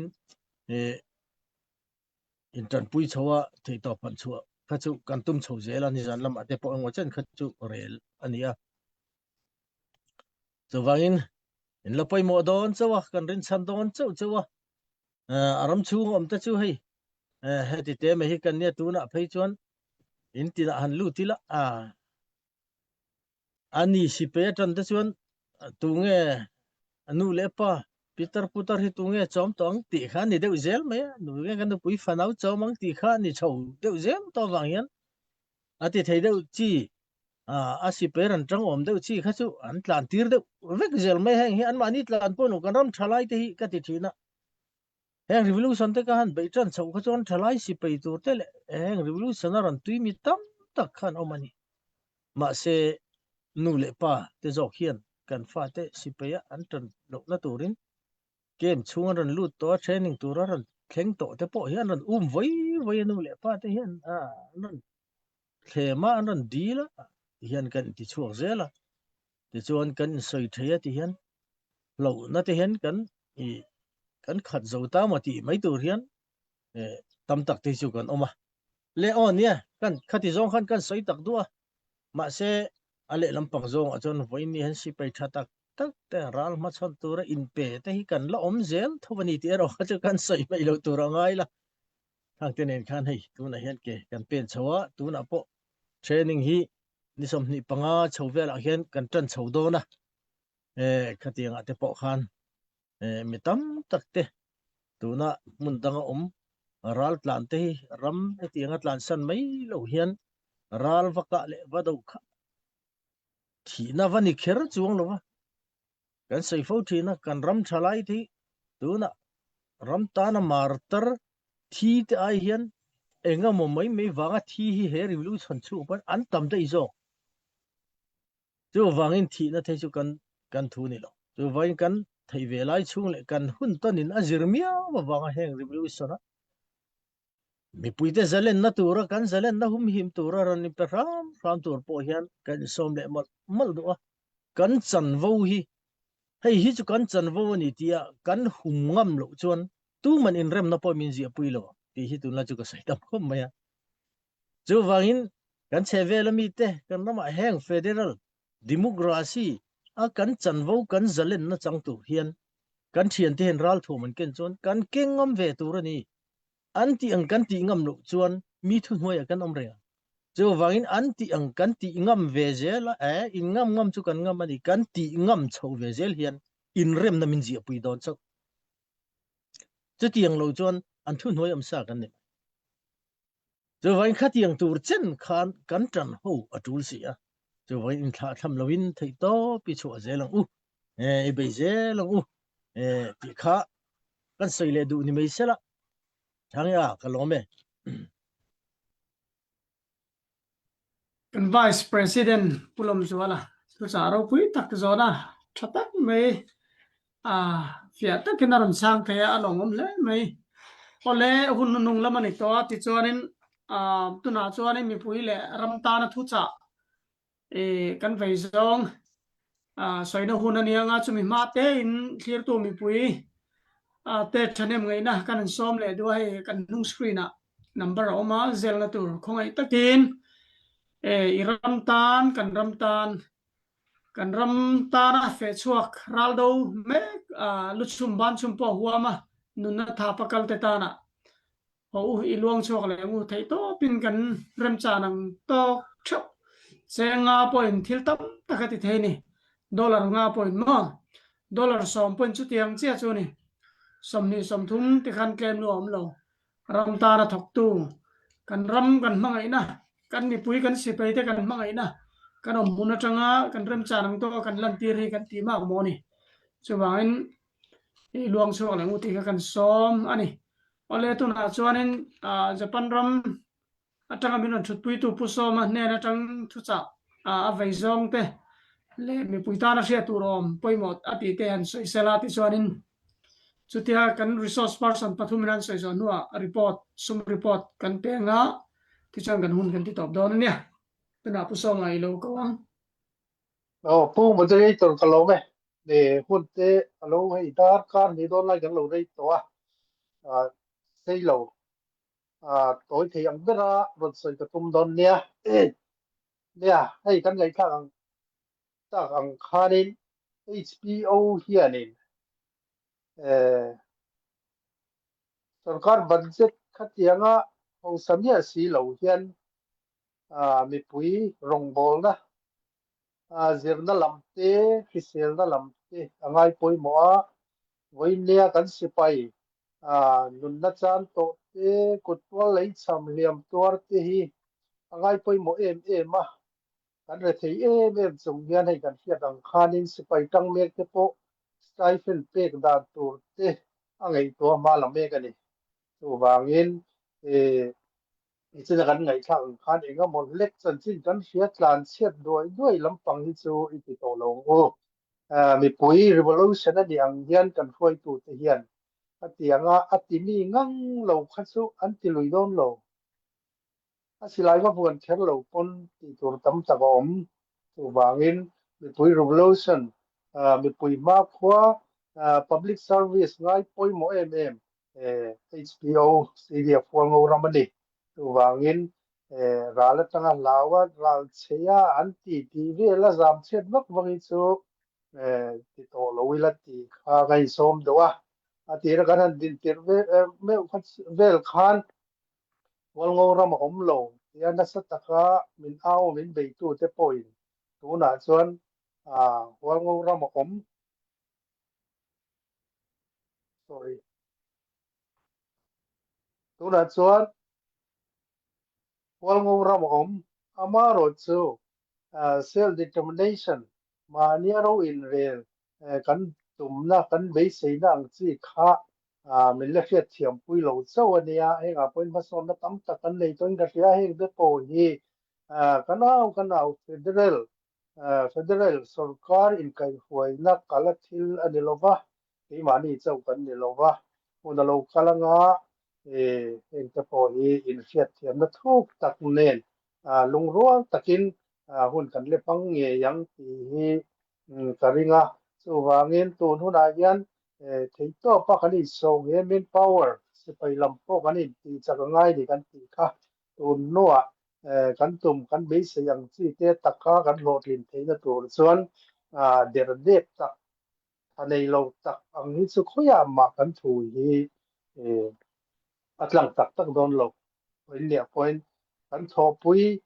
Paul dang tin ni la po tho pui nom tak rin om tak tho pui thatak ni tum zelang bo chu wangin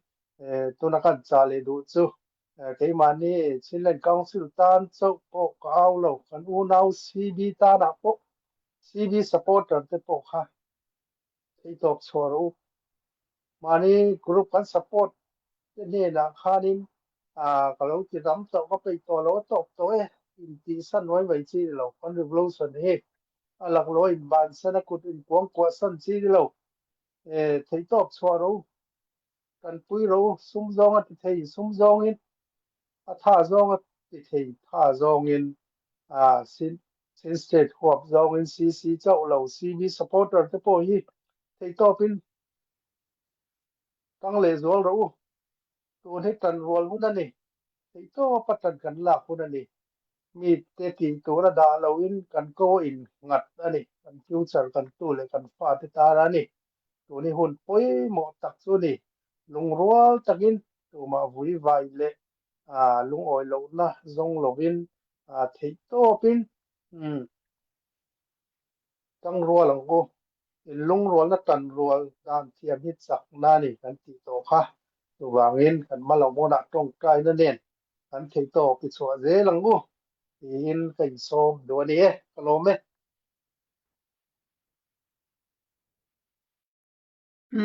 alo mum le mai ku soma ku cha ro pui tak mai min soi saka alo mum tak jek tu na chuan pulom zo la kha ran chun zom sela sa tur poimo engem ma ve zong te po kam ni khat mo au men chumi zon pulian kong halawin ring sela kan vice president vevete tuna pulom zo lai lo sama alo mame hei kan hun top lam te kan nong chho do na ne kan mi pui te ne na kan cha du chu I beidong lo bang u beidong mai thei kan ni lo ba mi beidong te mel mo hi a rem le me chu bangin beidon lamain kan ma hian beisei oma ni ti hi ril ru hian tap zokila chu bangin beisei na sang tak main in lung rol na te in pum khat na te mijina ka soyang khan in choi moi te in fakton te hre lovila mi chian na lam le tin lo na lam in soi sak wak ai hi chuan kan ti ve thei ang tok te in choi moi ton hian ma ila ho je lang u chu wangin tu na hian revolution a hian ke ni hian kai kan eng ma don chuang lo ve ti in tlu sop ringot ila thang le kha next generation te hian eng angin nge min ran mu tu nai how tak hian heng zalen na hiran sualan la du don tho ani chati huna chuan voina in hi kan coveron in ngata ni tlat maya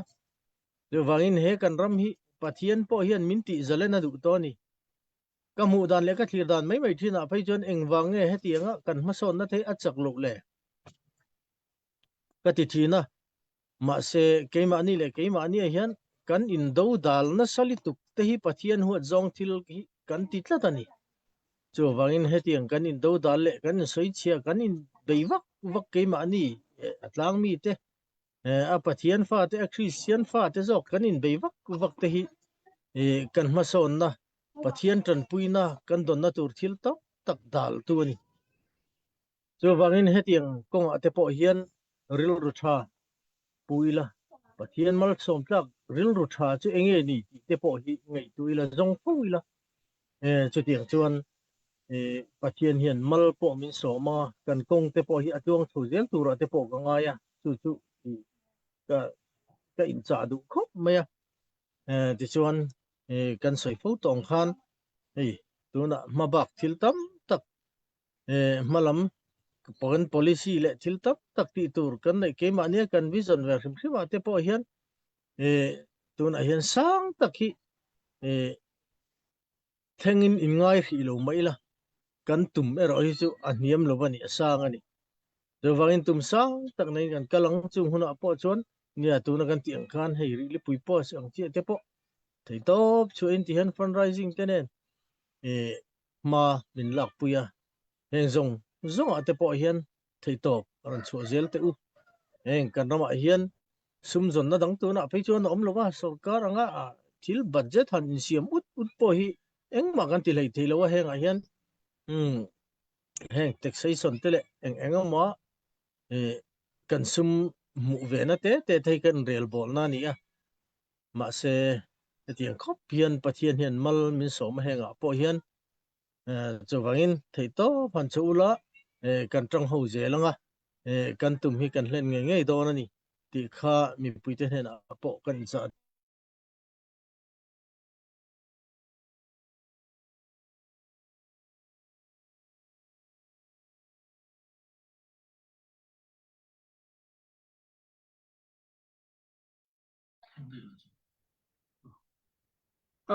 kan Vice President pulum zuala kha anet chaklo dewa to pa bangin tikanin asoi zo kan ngai menga tichuan tuna pulian kunga pusilian kunga kan Vice President kan som chun zamanga toifel faide uleka minan soi sakturin poi ngoti zongte isomang ole pu moderator kalome kan revolution kan beina chungsanga mi puite in thorim na zonga lom thu ka soya tin tukin zinga hun masalam atang to khan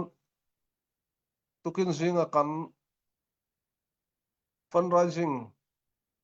hi karkal ta ti tum kha kan nia alaya khan Easter Sunday te alo ni awangin tunkar hi kan han sona ni atong china ne na pathian ne na kan lo thlen te tukin zinga dam le ki sel takin then khatan zanina kan han mang thei alom om hle a pathian ne na lom thu om sela ti chuanin he revolution a hian chan rualna lung rualna apoimo viu rualin fei angaya tor chelna te do theina te nga peina te taimak na te hi apoimo hlea chunga te chuan kan fei angaya kan mi puite poin engtika nge revolution hi azo don kan phelo ma se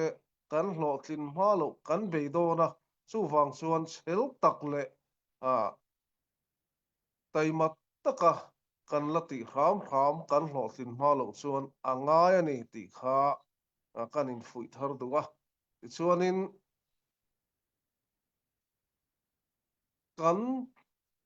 malak na kong ranga ti tur atama revolution a chuan tangkai lo tuma kan om lowa chung te ni awang chuan he revolution hi mi zong ta ani aram fa te to phot chuan kan ta ni ti ria HPO CDF wal ram po hi I ta ni a kata ni ta bik a om lowa a in ti nei tu thiam a piang kha anei tu kan ni mai ani ni na hi revolution beina atana atangkai berlo ni na kan nei lo point ram chung ram pona wal ram hangai tu te Myanmar ram hangai tu te kan theina zon kan ti du awmani chuan ti mai turani chu keini wal rama po in local ani po in head office local ula thurong te min ron peru ni china ka soyang khan mi thiam berber mi fel berber perfect kan ni lo chu wang chuan thuron petu kan nga le keini te po hi angai na kan khria ani ve chowa chu wang chuan angai na kan khriat zel theinan thuron min pethin tu chu po in kan in ngen du akan in cha du ani tin hey online fundraising kan nei thina elaya hian kan latang rual tok thiam lo dewa hei hi nei fo tur ani awangin thlir thu mi pui te khan hau tak lo takati dan a oma nitin dollar khat khol ila thakata chuan dollar som thum alo tling thei maya chunga tang ta po chuan tholom hi hau tak utuk lovin a tho theya chung ta chu in hriat sama ni sela kanin cha thar du le a khoi rama tang poin chu tiang ang te chu khol khom ila India rama tang po hian hei online hun hi fulo na lai nei thil pakhat kan soilok anga India rama chuan weekend Saturday night ta an lo meng re chol ni tu khi jing thamuang an tia an meng re thina ti chuanin kan online chung hi an mut chung ala nia amaro chu online ti to lo hnuah hian an lo thlir vele record te oma tin YouTube channel a te da anian lo thlir le a tlai kho hnuah te po hian online live hun lo te po hian to lom te po hi alo la lut nol thina ni ti lai te po kha kan tar lang duwa chu tiang chuan India rama om te po hian nitin India rupi cheng khat po lo da khol ula thakhata cheng som thum atlinga chu po chu atangkai hle ni kan revolution tan hian ti kha tangkai lo reng om lova online kan nei le huna po tun ai na sa jok le tun ai a tholom te alu tam theina tana rem khiat na te ngai tu na te seng thar ila a hual ngau ram ringot kan han foka vonga a om dan a chan chin kan ngai thak rual hian keima ni kan tel ve na tur lama i thataka in bot soina tha kan nei theina turin chung ko budget khoi em lo le chung ko arsat na thlen em lova kan lo tel ve theina tur kong te po hi kan ngai tu tel a tha hle in ka khia ti te kha kanin cha duwa ti chuan ei tukin zinga online atanga min lo thlir tu mi pui zong te soi sual te po kan nei mai thei soi dik lo te po kan nei mai thei chung nga chuan thin lung lo hliam pal te kan nei chawani point elai hmuna tang hian kan zawai ai oin ngai dam kan dil du chewa engkim hi thahnem ngai na wanga ni ti min lo khiat sak turin kan cha duin kan ngen du bok cheu ani kalome ole kan vice president aro pui le mi thu cha thatak tak me zanin chu kan resource person te suaram tak zat maya ngai ka tu le thlir tu kan benga tlain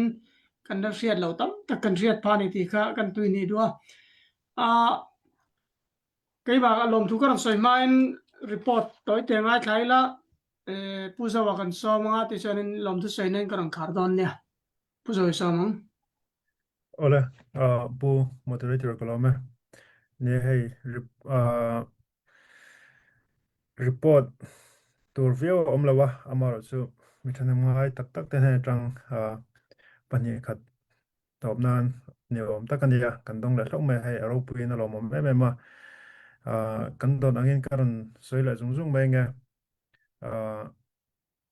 mal som sanga dollar somga zuidika dollar somga te ania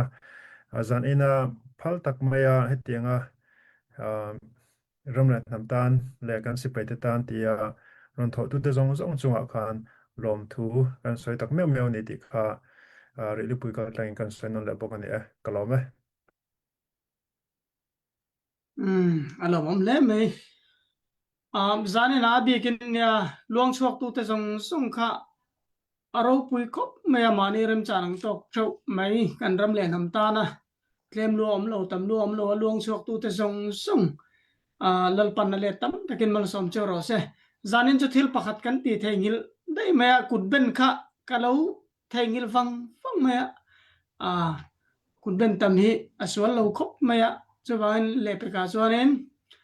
kutte po kan beng le dar tu rangai la abikin lom thu kan soi dua kan resource person le kan ku host pu mortekai zoding liana alom om tak zet etia englai po resource person po ni sela thu thau na le engem ngai tu ho na resource person tu ra kan mi som te กันช่วยตูกันอูเตกราวงอมเตหุ่นลุตักเตเซงาชุงกัวเตaหุ่นปอมังพันลวะเฮมีริลิปุยกลตังาตานะอินหุ่นอินเซนเตปอยลอมอมเลนี่ตีคันอิเซลาตุนจุมาตานจวานินกันดูตอกพัดดอนเนี่ยเคลียร์ตูซงเตอินไวอุเล